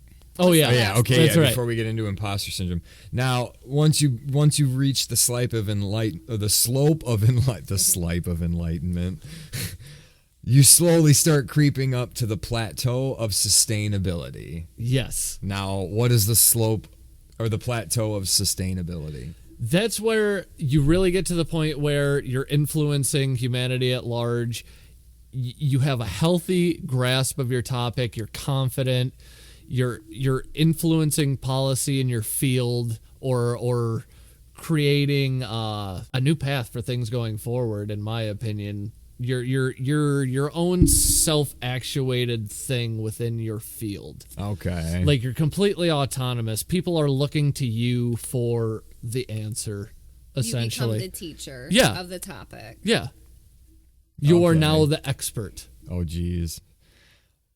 And you Okay. would deserve to speak, because if you look closely at that graph, after all that Oh, work, it says guru. Yeah. your guru, but look at the level of the peak stupid and the point of sustainability. Yeah, the peak stupid is the, like, you're right at know nothing. And when you reach plateau of sustainability, you are at quote-unquote guru. Yeah. But look at, they're at the same level. So at peak stupid, that man has the same confidence in the topic as Yes, the man that that's is true. It's- actually yeah, it's the at guru. the same level in the... Okay, so with all that, let's take a minute and let's talk about the Dunning-Kruger Effect as it ties to social... And we touched on it a little bit, but as it ties to social media, discussions on social media, and left and right-wing politics. Let's dive down that rabbit hole. Dive right into the dumpster fire of the Rittenhouse thing, because that is the most glaring example I've seen yet. We could talk Rittenhouse. We could do that. But and just, we don't have just to delve in super general, into it, right. just on a base level. I guess, Just I mean, seeing more- the people that were willing to scream about what the media was telling them happened versus the people that actually watched tens of hours of that trial. Right. They were the quiet ones that kind of talked amongst themselves about what actually happened. Meanwhile, the screeching harpies, a lot of them thought like the guys he shot were black up until like probably still some of them. Right. Like it's just a complete false narrative that's and multiple false narratives throughout the whole thing. Right. And I was really hesitant, when it first happened, I was like, this is a shit show on all accounts. Yup. It was a complete calamity of judgment on everybody's behalf. I didn't really know that people asked him to be there to protect stuff. I didn't know any of that Right. backstory. When I first saw it, it was just like, what is this fucking idiot kid doing in the middle of a riot with a rifle? Right. Like, it's one thing if it's, some fucking former special forces guy that's done multiple tours actually knows he's a fucking operator and he's there to like just because a lot of those guys operate on such rules that are like rules of engagement that are tighter than what our own police officers follow here. Like those guys can handle a situation without it escalating. It just, a 17, 18-year-old kid out there with a rifle just seemed like a horrible idea to me. But then you find out all these other, the multiple camera angles of like the guy pushing the dumpster, or, like just the way things were twisted to portray a narrative that was so far from the actual truth. It was egregious. And how many people thought that they were just experts on it? Like, you know what legit willing to die on that hill experts. Yep. Like they were the stenographer themselves before the trial even happened. What do you think the societal impacts of Dunning-Kruger are? Oh, I think we're seeing it. I think we're seeing like the results of 50 years of it. Like, yeah. I don't think this is a new phenomenon whatsoever. Well, I agree with that. I don't think it's a new phenomenon at all, but I think social media has exacerbated it. Yeah. You know what I mean? Or at least focused a lens on it. Right. That's a good way to put it. Focused a lens on it, because I've been saying this for a long time, and I'm guilty.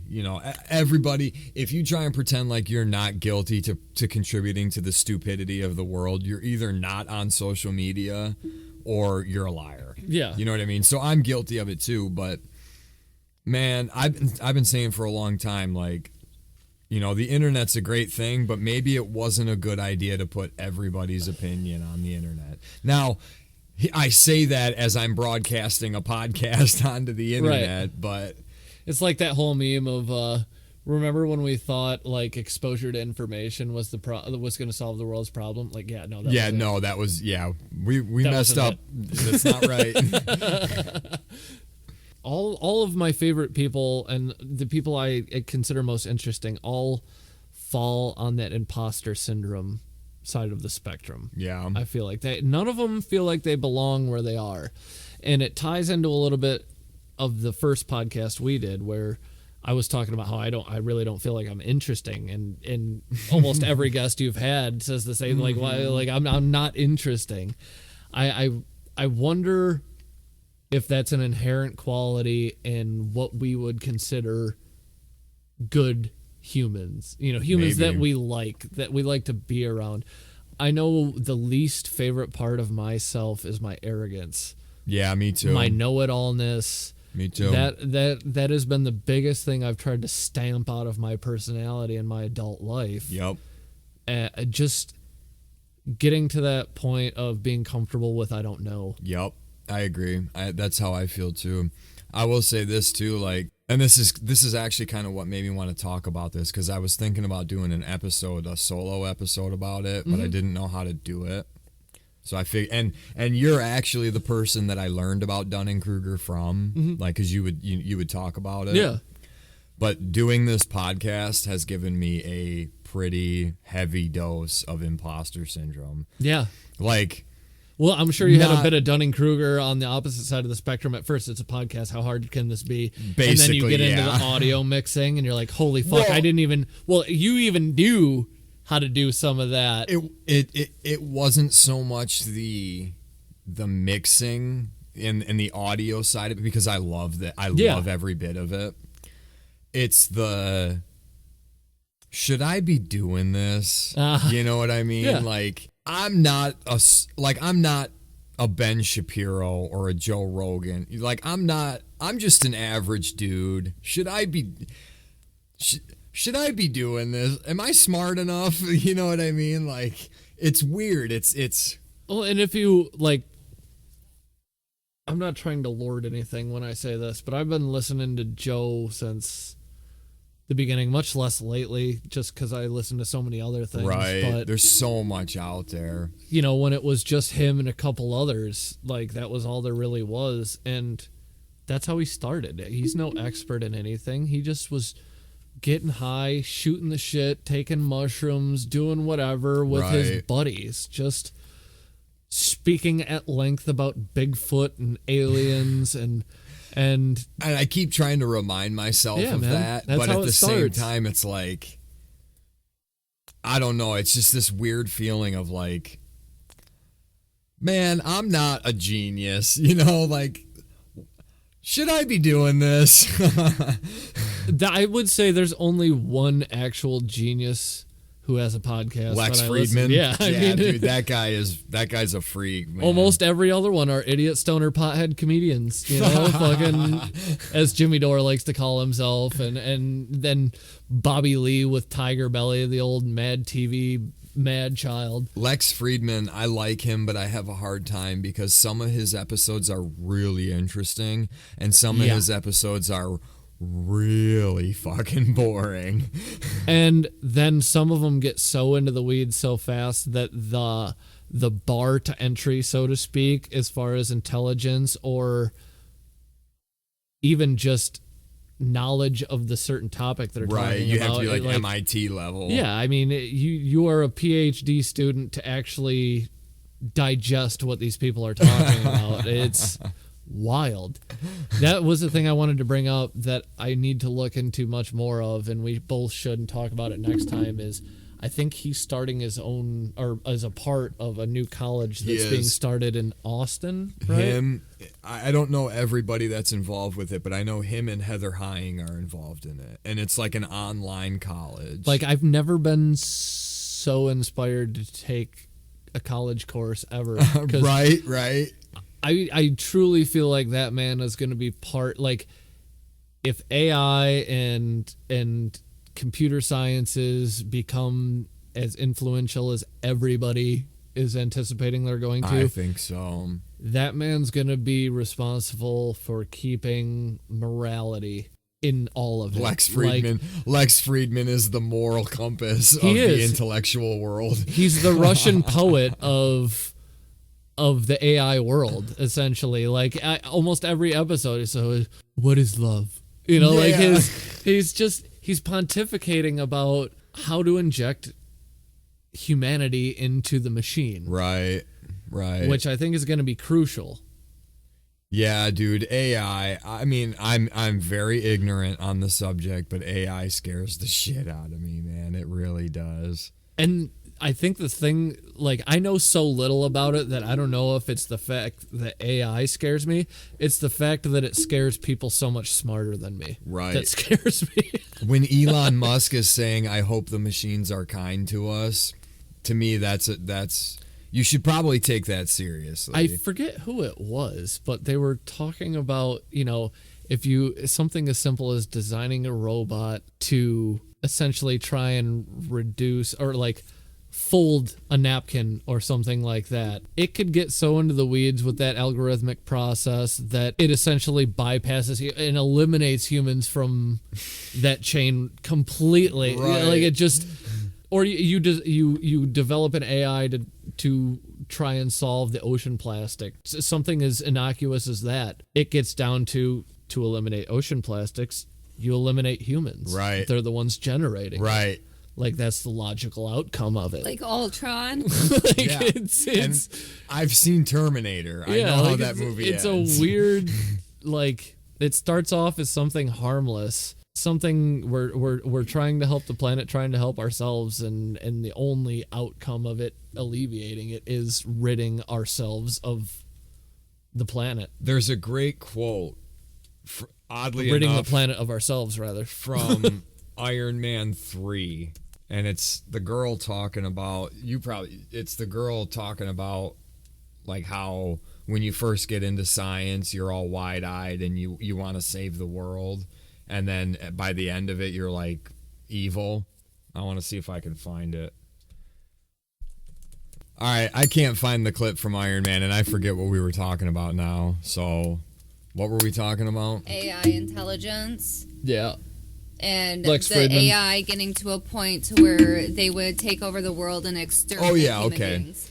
So basically, the speech in the movie, the girl says that, you know, when you first get into science, you're all idealistic and you want to change the world, and then by the time one day you wake up and you realize that you're doing more harm than good. Yeah. You know what I mean? And Oppenheimer, when he watched the nuke test go off, when he quoted the Bhagavad Gita, I am become death, destroyer of worlds. Right. Talk about the most heavy quote Ever.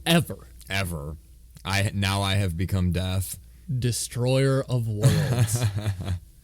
The thing that you've built your entire career around, essentially your entire legacy. Yeah, your legacy. Your legacy. Oppenheimer's legacy is the atom bomb. Tying the ability to vaporize potentially hundreds of thousands of people at a time to yourself. And didn't even necessarily mean to.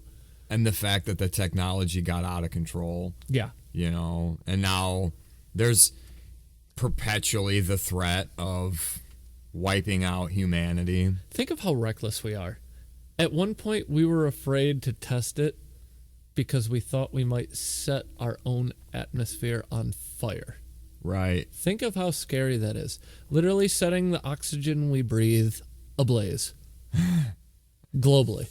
Right. It's just the end of us. Yep, that's the end of everything. And we still press the button. Whatever, dude. Fuck it. Let's try it. Wing it, bro. It's been real. The history of mankind can be summed up to whatever, dude. Fuck it. Well, I mean, multiple times. And not even whatever, dude. Fuck it, I guess. This other one that I forget the exact details of the Soviet that didn't press the button essentially saved us from nuclear war. Oh, yeah, I've heard that story. The malfunctioning radar basically was picking up flocks of birds or whatever the hell, and it looked like it was incoming American bombers. What is that? I found your Iron Man quote. Oh, there you go. Where is it? It's highlighted. Look at that. Okay, so the quote is... Young Natasha. I know how to Google stuff. My young Jamie. See, we all begin wide-eyed. Pure science, and then ego steps in. The obsession. And you look up, you're a long way from shore. Yeah. So, yeah, You can touch on Graham Hancock with that. All of the archaeologists, geologists, and everything that have staked their names and careers and other people's diplomas that they've educated on the established idea of what happened in Egypt or North America or South America or any of these places where we have a timeline that we think or they say is what happened. Right. And then new evidence comes out and they refuse to accept it. Yeah, just out of ego. Yep. At what point is ego ever going to step out of our way? That's why... Because I feel here like... we go. Okay, we're about to dive down a serious rabbit hole. Yeah, because good. When it comes to ego, now, it's pretty egotistical of me to say that I think I got this shit figured out. But I think I got this shit figured out. Mm-hmm. We will never, as a species, achieve utopia. Whatever your chosen utopia is, whether that's Nirvana, right, whether that's a spiritual utopia or a political utopia, Star Trek for me. we will never achieve that until the human ego is put aside. It can't. The human ego, this is kind of melodramatic, but the human ego is the root of all evil. It is, and it's weird because it's the only thing that's got us to where we are. Right. It's like the ultra paradox of man is the human ego. It is, too. It really is. And it's funny because, whatever. Anybody that knows me knows this already, but, I've dabbled in psychedelics in my day, and the only time where I've really ever had a full grasp of what my ego encompasses is when I'm deep in there. And I don't know if we've ever talked about this at any length, but probably my most profound experience, I had this striking, probably 15 minutes of what seemed like extreme clarity, where wherever all of these words are coming from, like the thing that seems like it's in control of this The medulla was oblongata. yeah, that one was completely detached from my brain and was just ridiculing it for how weak it was. Did you meet the elves? For all in, but no, that it wasn't DMT or anything like Okay. that. Not yet. But no, it was just this hyper clear moment where I was just ridiculing myself, but they were two separate things, myself and myself, which is, it doesn't really make sense at all. If you've been there, you know. Me, myself, it's like and your, myself. Your Yeah. soul and your physical being. Yeah, I just like, it gave me a distinct feeling like this, like wherever this is coming from, like the brain is more of an antenna than the originator of wherever this is. Right. Like it just felt very separated. So I guess they call that like ego destruction, because I was literally just like a separate part ridiculing my ego for how stupid and jealous and weak Now it this is. is under the influence of psychedelics? Yeah. Okay. Psilocybin mushrooms, to be specific. Okay, so you were tripping balls on shrooms. Yeah. And I feel like for months after, I was just a much more measured person. I had much more patience for society at large. I had much more understanding You, for like, humans. Touched enlightenment. It was kind just, of. yeah, I just had a much more patient outlook than I do right now for society. Right now, I'm very fatalistic. Yeah. As far as it's predetermined that most people I am going to encounter right now that I don't already know and have good terms with is going to be a pretty dramatic encounter. You know, in my line of work, I'm dealing with people that, you know, have something going wrong in their home. Right. You know, whether it be something leaking or a flood, or they've been, you know, freezing overnight because their heater went out or whatever. So I'm usually dealing with people at their worst. Right. I think, feel like for a good long while after I had that experience, I just had a much better capability to empathize with Yeah. people. And it seemed like I had much less ego. Now, I feel like I'm very quick to lash out. it's time to trip again. I'm very sharp-tongued. And maybe it's the amount of just the type of stand-up comedy and podcast that I consume, Right. where like, Yeah, you become what you consume. and that's all I listen to really is Right. is- Same here. Podcasts and audiobooks. And I can tell, like, I get funny, but I get mean.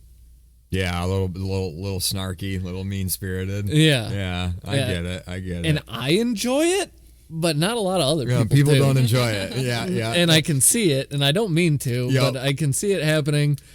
And I almost feel like if I didn't ever trip, I might not have the ability to see that. I think there's efficacy in it. I really do think there is something to the psychedelic experience, and You've known me before and after, and I Right. definitely think I'm a much more measured person having done so. my Not concern, for everybody. my concern with it is the potential for abuse and Mm-hmm. taken in the wrong context. Like, I hate to use this example, but They're not for recreation. exactly, like Johnny Stoner hanging out with his buddies in his bedroom isn't going to reach enlightenment No. by taking who is it? A heroic dose. Paul Yeah, Stamets? as Stamets would put it, the hero's journey. Yeah. You know, that's what I took to get to where I was. You took the hero's Yeah. journey. Yep. Yeah. You're not going to achieve that when you're doing it in a recreational or abusive setting. No, and in all likelihood, you're going to have a bad time. Right, if that's exactly. What's happening. So I'm very leery about being a proponent for widespread use of it. I don't think, as with anything, it is not for everybody, and it's probably not even for the majority. Right. That's how I feel about weed, to be completely honest. 100%. About marijuana. Yeah. Because, there's that stereotype of, like, it makes people stupid. I don't think it makes people stupid because I know a lot of very smart people who use marijuana. Absolutely. Or cannabis. I should say cannabis Yeah. because that's the proper term is Yeah. cannabis. But I've also known a lot of people that you can tell they were dumb before they started using cannabis, and the cannabis made it worse. I've always said it makes you content. It makes you Yeah, but comfortable. I really do think with people of and if you're dumb, yeah, you be content with being dumb and you don't ever grow beyond being dumb. oh, okay, that's a better way to put it, because Yeah. I do feel like You just stay kind of wherever you are Right. if you don't recognize that's what's happening. people of a lower intelligence, it like you can tell when they're potheads, you can tell that Oh, yeah. they're not bright. You Yeah. know what I mean? So again, there's a good and a bad side to everything. You know, 100%. It's been, curse and a blessing in my own life. I've caught myself being content and, just settling for the situation when I absolutely shouldn't, but- right. It's In my opinion, and I think it's becoming general consensus, it's a far less harmful drug than alcohol. Oh, absolutely. Far and away. Yeah. Far and away.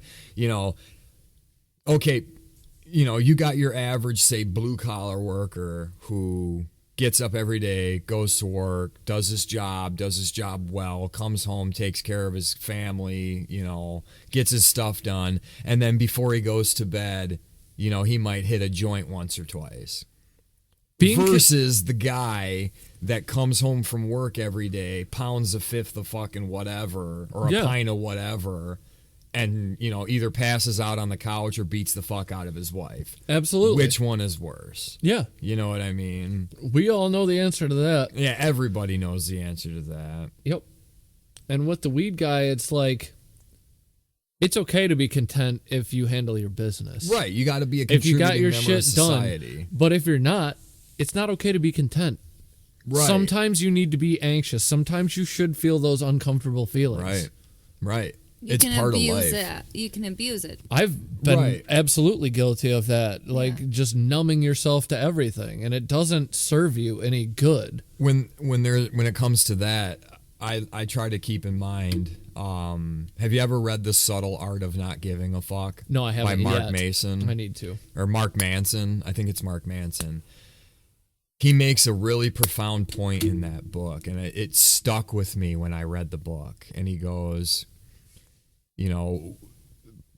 part of the problem today is that, you wake up in the morning and you feel like shit and you want to take something to make it go away. Yeah. Whereas 80 years ago, when your grandfather, your great-grandfather woke up and felt like shit, he just thought to himself, or more than likely he thought to himself, wow, I feel like a pile of shit today. Well, I got to go out and, plow the field or work in the garden today. So I guess that's what I'm going to go do. Yeah. You know what I mean? And when I get into those I feel like a pile of shit today moods, I try and really keep that in mind. That book, The Subtle Art of Not Giving a Fuck, you need to read that book. I'll check that it book out. is fucking Title awesome. alone. Yeah. And then there's, I guess you could call it, the sequel is called Everything is Fucked. And it's along the same lines as, like, the world is fucked. What are you going to do about it? Yeah. Basically, you don't give a fuck about it. I've had a weird kind of, not like belief system, but just a weird sneaking suspicion throughout my 20s, just kind of developing into an actual human being instead of just something that's going through life bouncing from situation to situation.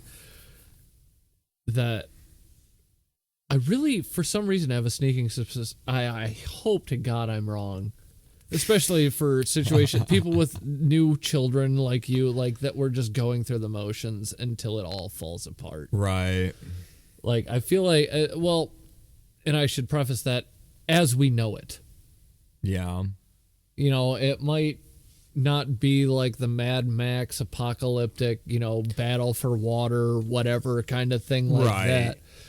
But I just don't think this thing that we've known for the last 100, not even 100, 60 years is going to stick around for long. Like, this might be like that sharp peak before it plateaus off to something sustainable. I could see that. Like, the amount of surplus and abundance that all of us operate at in the Western world is, it's awesome for us. Oh, like, fuck, it's yeah. fucking awesome. But To be able... we are raping the resources of everything. Like, we're just going through everything so quickly. I'm not any hippy dippy, like, Greenpeace kind of guy. I don't. It doesn't feel sustainable to me. Does it to you? I don't think it's sustainable. I don't know what we can do about it on an individual basis. Like I try to not use single-use stuff. You know, I have a Zippo. I don't use razor blades. Like I don't like I do the stupid like make myself feel good about the world kind of things I can do. But I don't think I'm actually affecting any change. You're not. You're not helping anything. Like what? You're not doing What do anything. we do? Nothing. What like and okay. What happens? Here's what happens. All right, here's another thing. Now, Jordan Peterson said this. Listen to me. I'm just quoting everybody left and right. Whatever.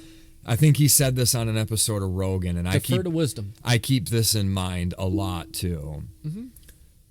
He's talking about growing up during the Cold War, okay? And he goes, I hit a point where I realized that no matter what the worst case scenario was that I could come up with, that was the least likely thing that was probably going to happen. Right. So first of all, try and keep that in mind. I hope to God.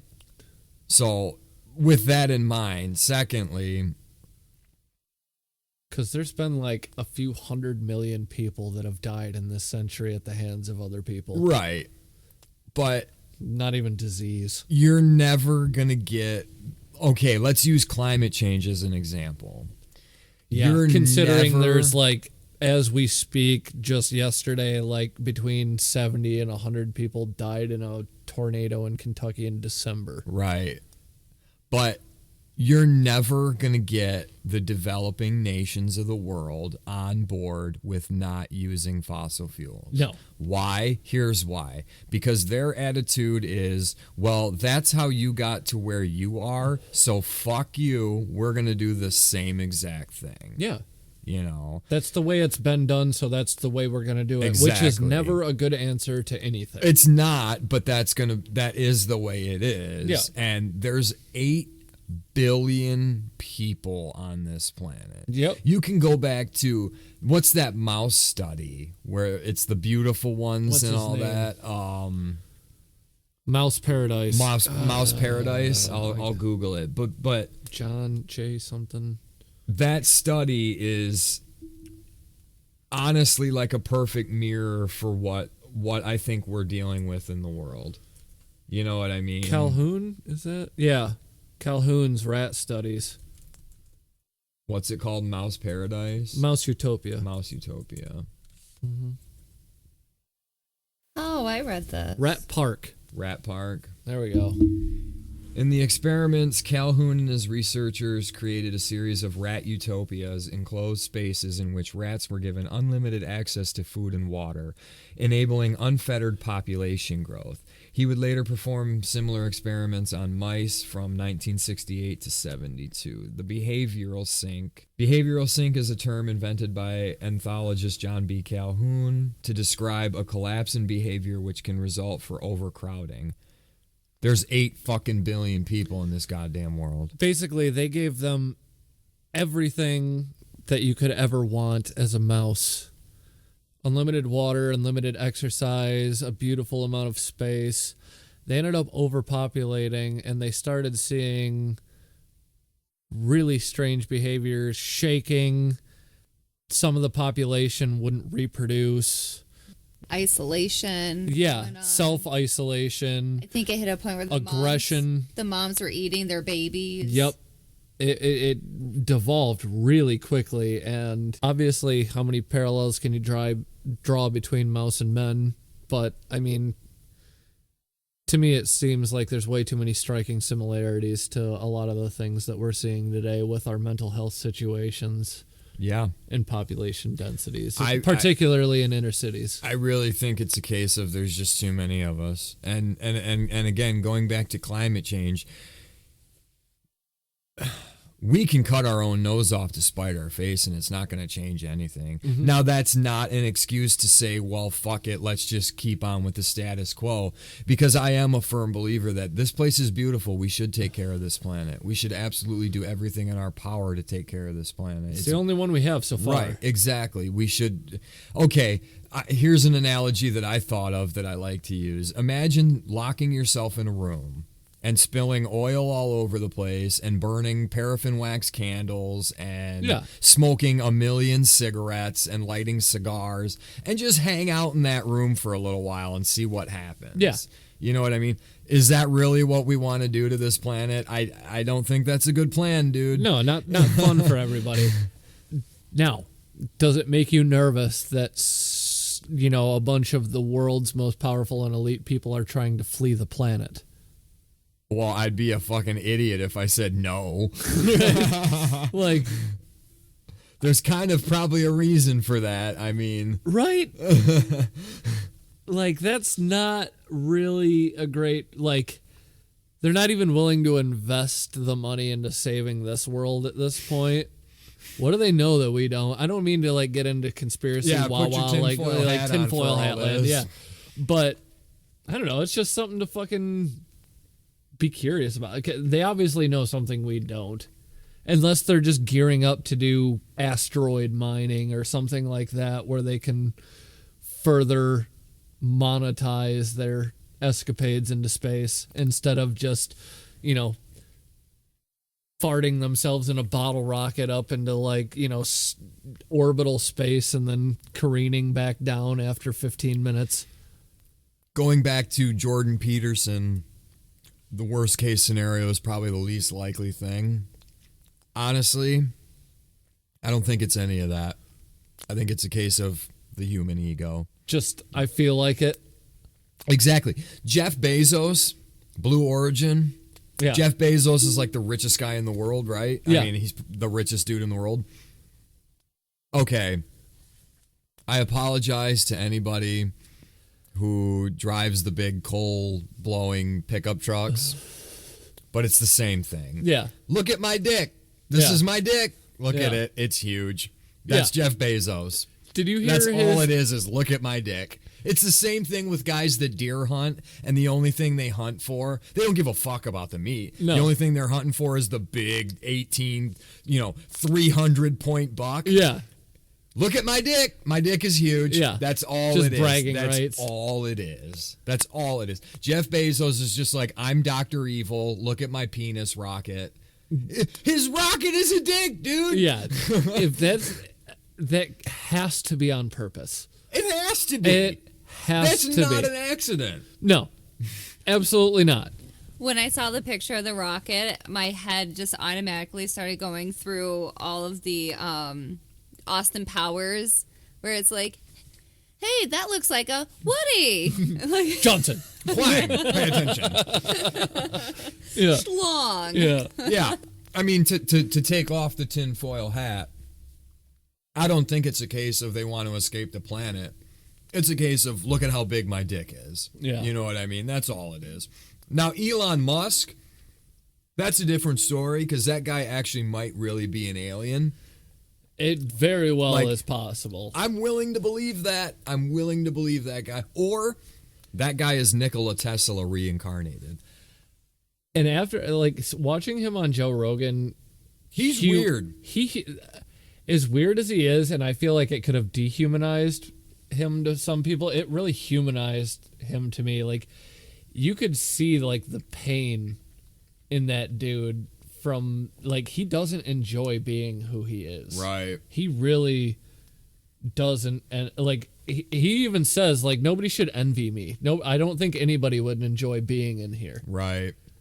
I honestly, I had to listen to his episode a couple of times to really, like, get it. Because he's so tough to listen to that, the thing that drove me kind of crazy about listening to him on Rogan was he would say something. So they'd be talking about, like, AI, and he'd be like, well, I hope. He's very pensive. Yeah. And I Long feel like that's a pauses. mark of intelligence. Like, everything he's saying is very measured. Yeah, and thought out. But yeah, it's like the long part. He's like, I hope. And I think he, he smoked that joint and, like, He the didn't stock smoke anything. No, whatever. But the illusion of him smoking Right, it. I right. think he is hyper aware of how impactful every single word he said on that thing was going to be I'm to sure. the stake of his company. He's not stupid. Well, yeah, he's a fucking genius. Of course he's not stupid. But But I do kind of equate him to our Tesla. Yeah, exactly. Except for we realize what we have this time around. Yeah. Did you hear he's thinking, what was it? He's thinking about giving it all up. He's almost sounds like the guy's burned out. You know? How could you not be? How could you not be? SpaceX, Tesla, the Boring Company, running And all of that shit. Everybody doubting your essentially your impetus for your whole reason you're doing this. Right. Just questioning your morals, questioning your where your loyalties lie. Like it seems to me like he's genuinely trying to make the world a better place, and he knows that the only way to do it within the society that we live in is to make money. Right. The only thing about him that really bugs me is he's very soft on China. Yep. I don't like that. No. I don't like that at all. And their economic warfare has just been so successful and so stealthy. Yep. We didn't even see it coming. We didn't see it coming. I had a complete blind spot up until honestly like the last 6 months of how influential they are on everything in our society. Right. Yeah. Everything. When I saw John Cena come out and apologize in Mandarin for recognizing Hong Kong as a country, I believe it was. Yep. That is pure dystopia. Like, yep. That is the upside down world. Yep. We aren't the superpower anymore. Nope. No, we're not. And we don't even know it. Most people don't realize it. Like, most people don't realize it. We lost already, and it hasn't even really started. Yep. We got everybody and their brother out there self-censoring for the Chinese dollar. Yep. I mean, it is insane how...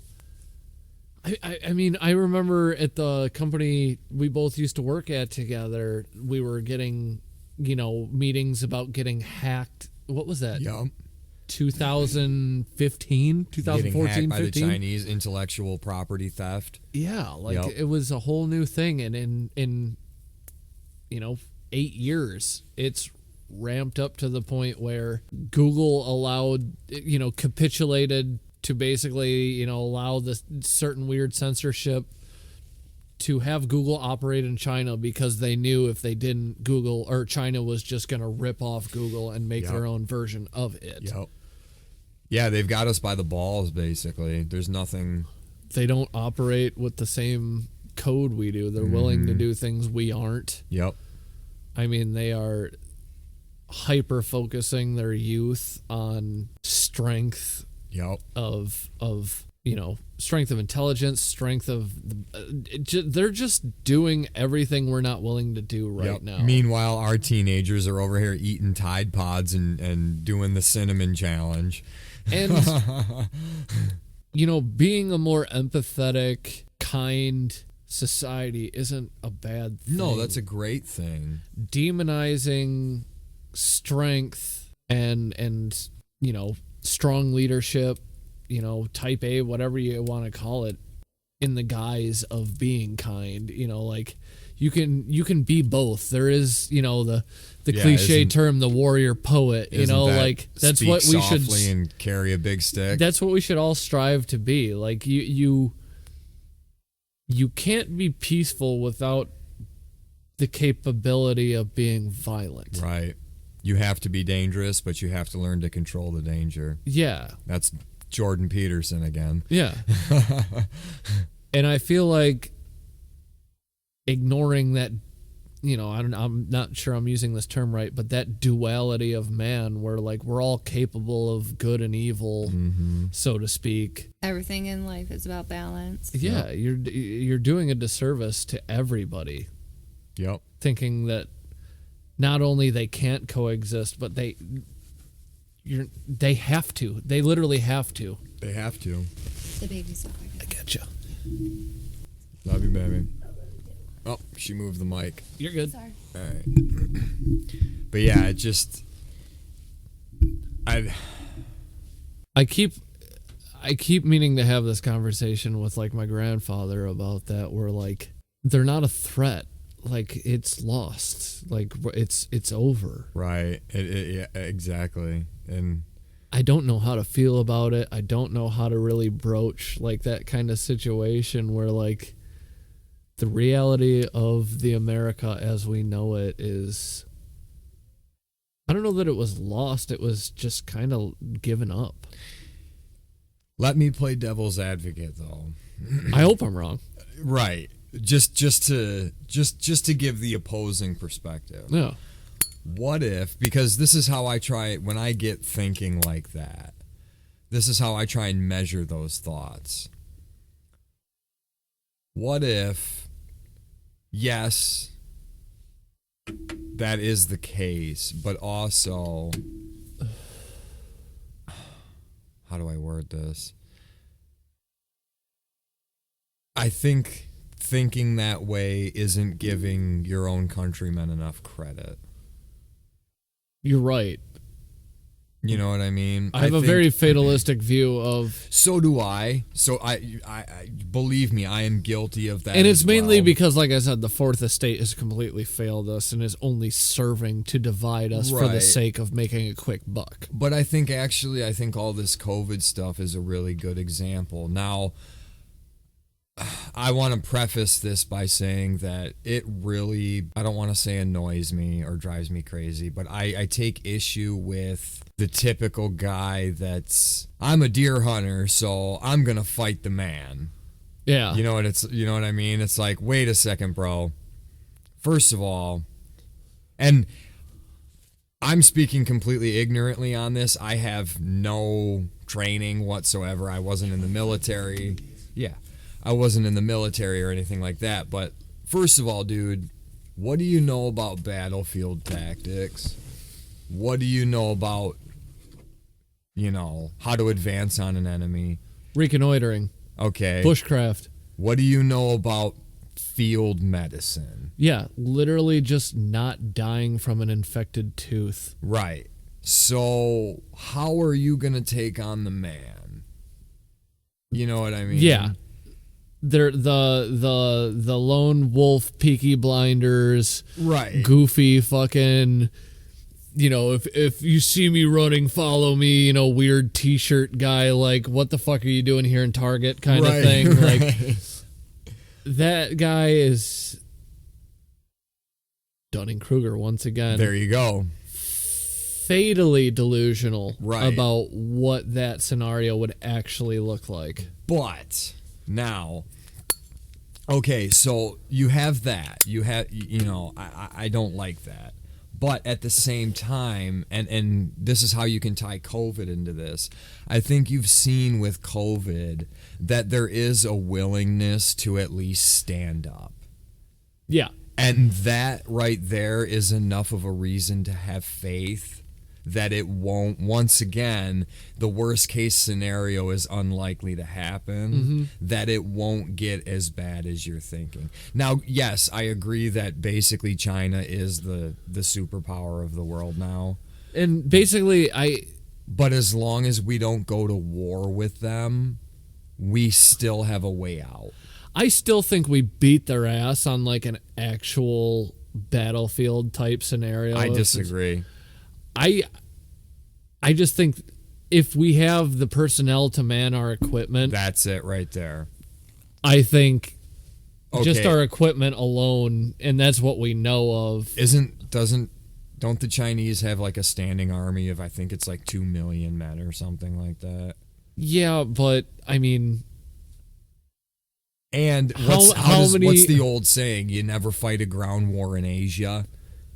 yeah, but at that point, I think it'll just be like, we hang out in the South China Sea and just lob fucking artillery shells as far as we can, and it's, the aerial battles are going to be where it is, and we're already gearing up for it with, you can see the changing in spending as far as like missile purchases from, whether it be Raytheon or Rocketdyne or General Dynamics. It's all switching from all of the goodies that were good in the Middle East to all of the goodies that are good in open sea warfare.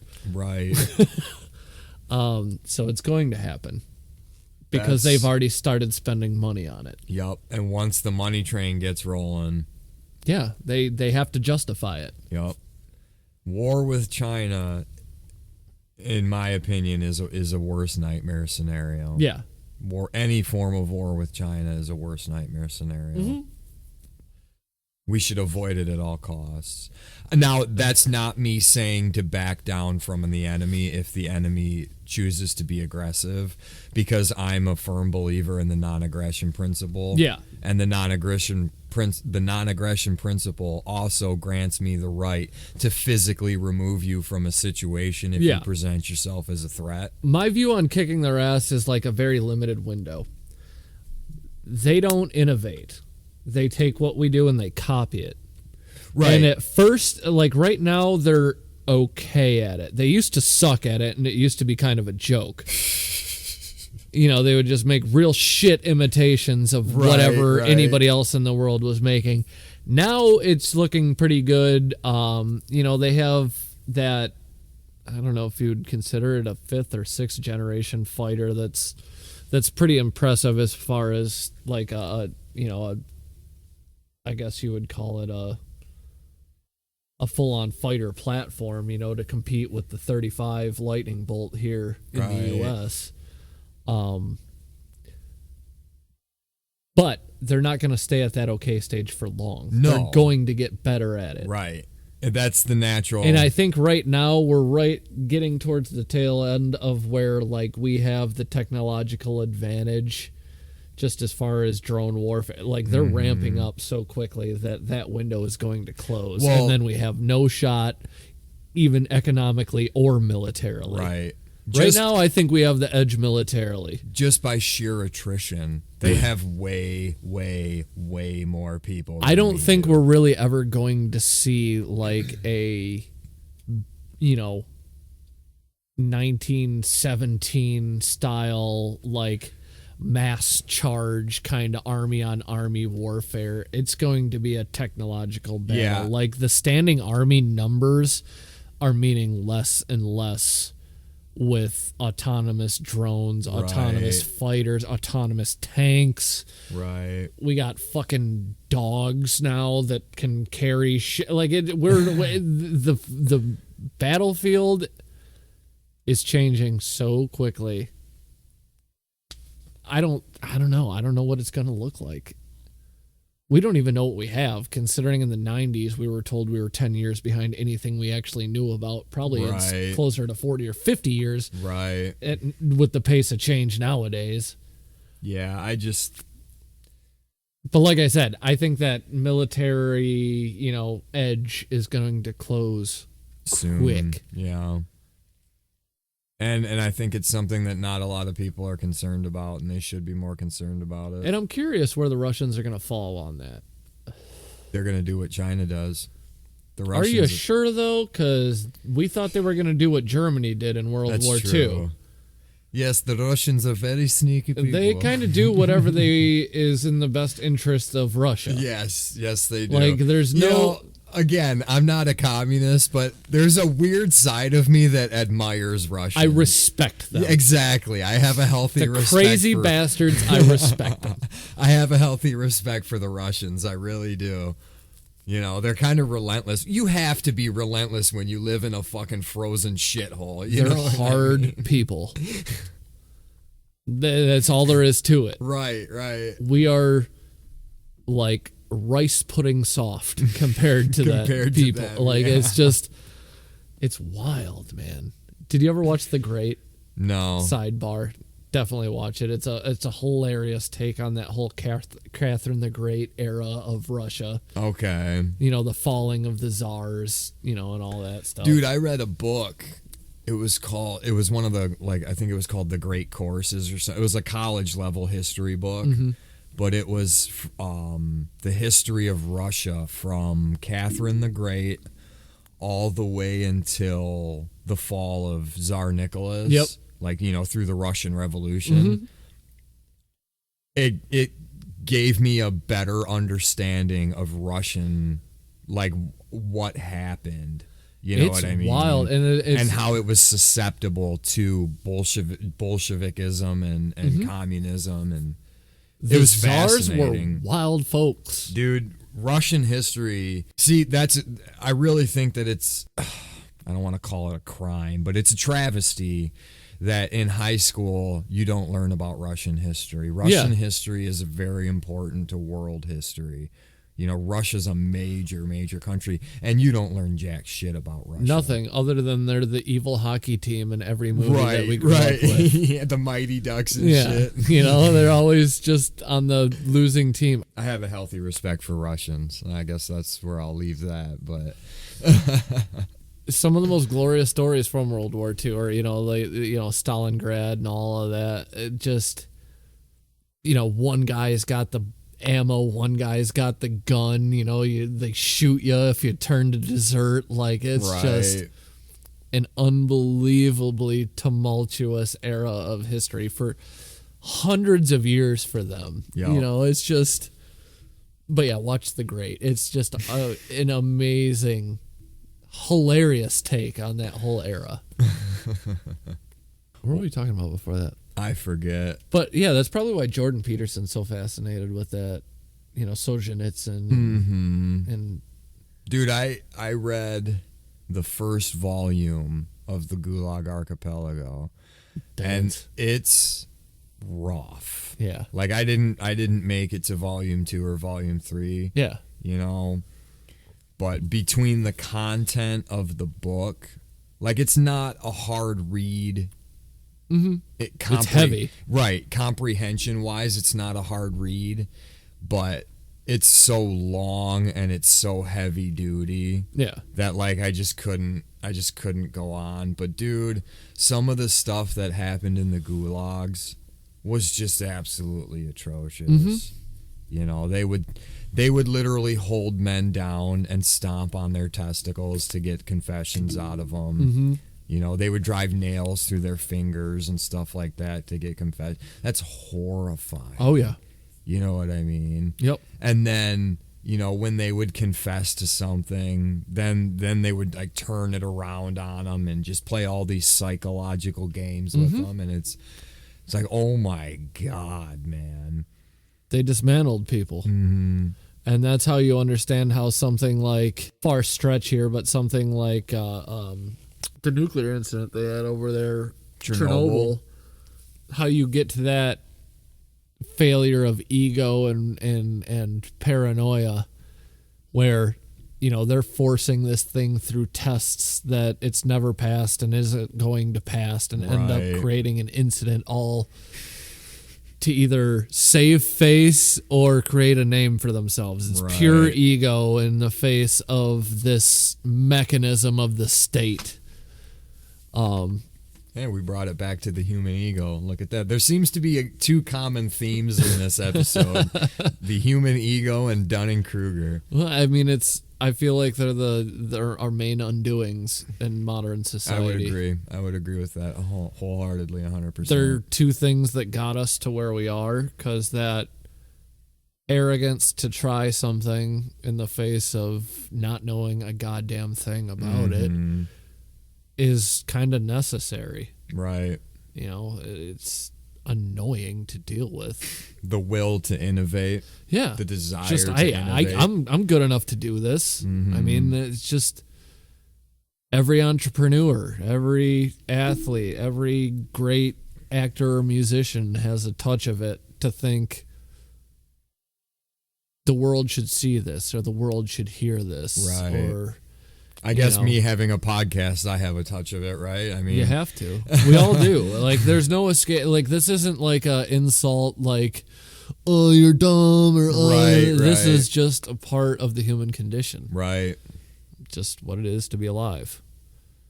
And how to cope with it, how to grow through it so that we can grow to something better. Hopefully, keep this progress linear. Or at least close to it as we can. Right on. Yeah. I think that's a good way to wrap this thing up, man. We just did 2 hours and 40 minutes. There you go. When I edit it down, it'll probably be a little shorter because we had like 5 minutes of breaks and stuff in there, but weird ramblings about nonsense. But so yeah, that was a great way to end that. Good, very profound, man. Yeah, I like it.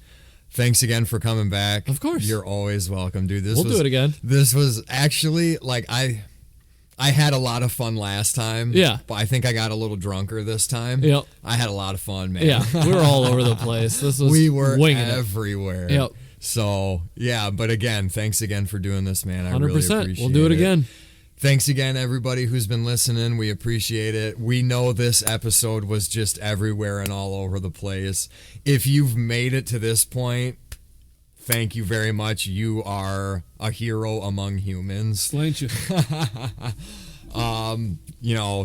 Thanks again, everybody. You can check us out on Facebook. We're on Spotify.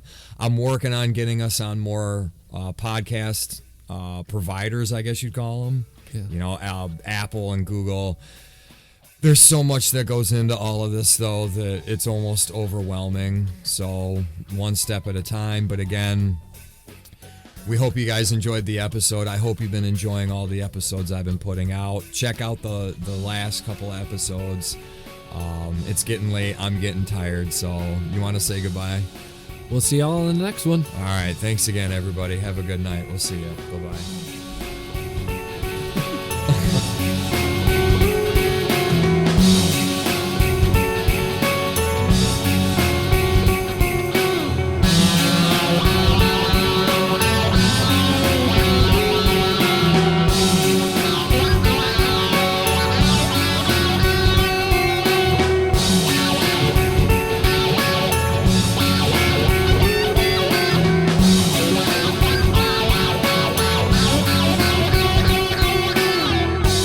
This episode was brought to you by Northern Enlightenment Studios, a division of Northern Enlightenment Entertainment Media.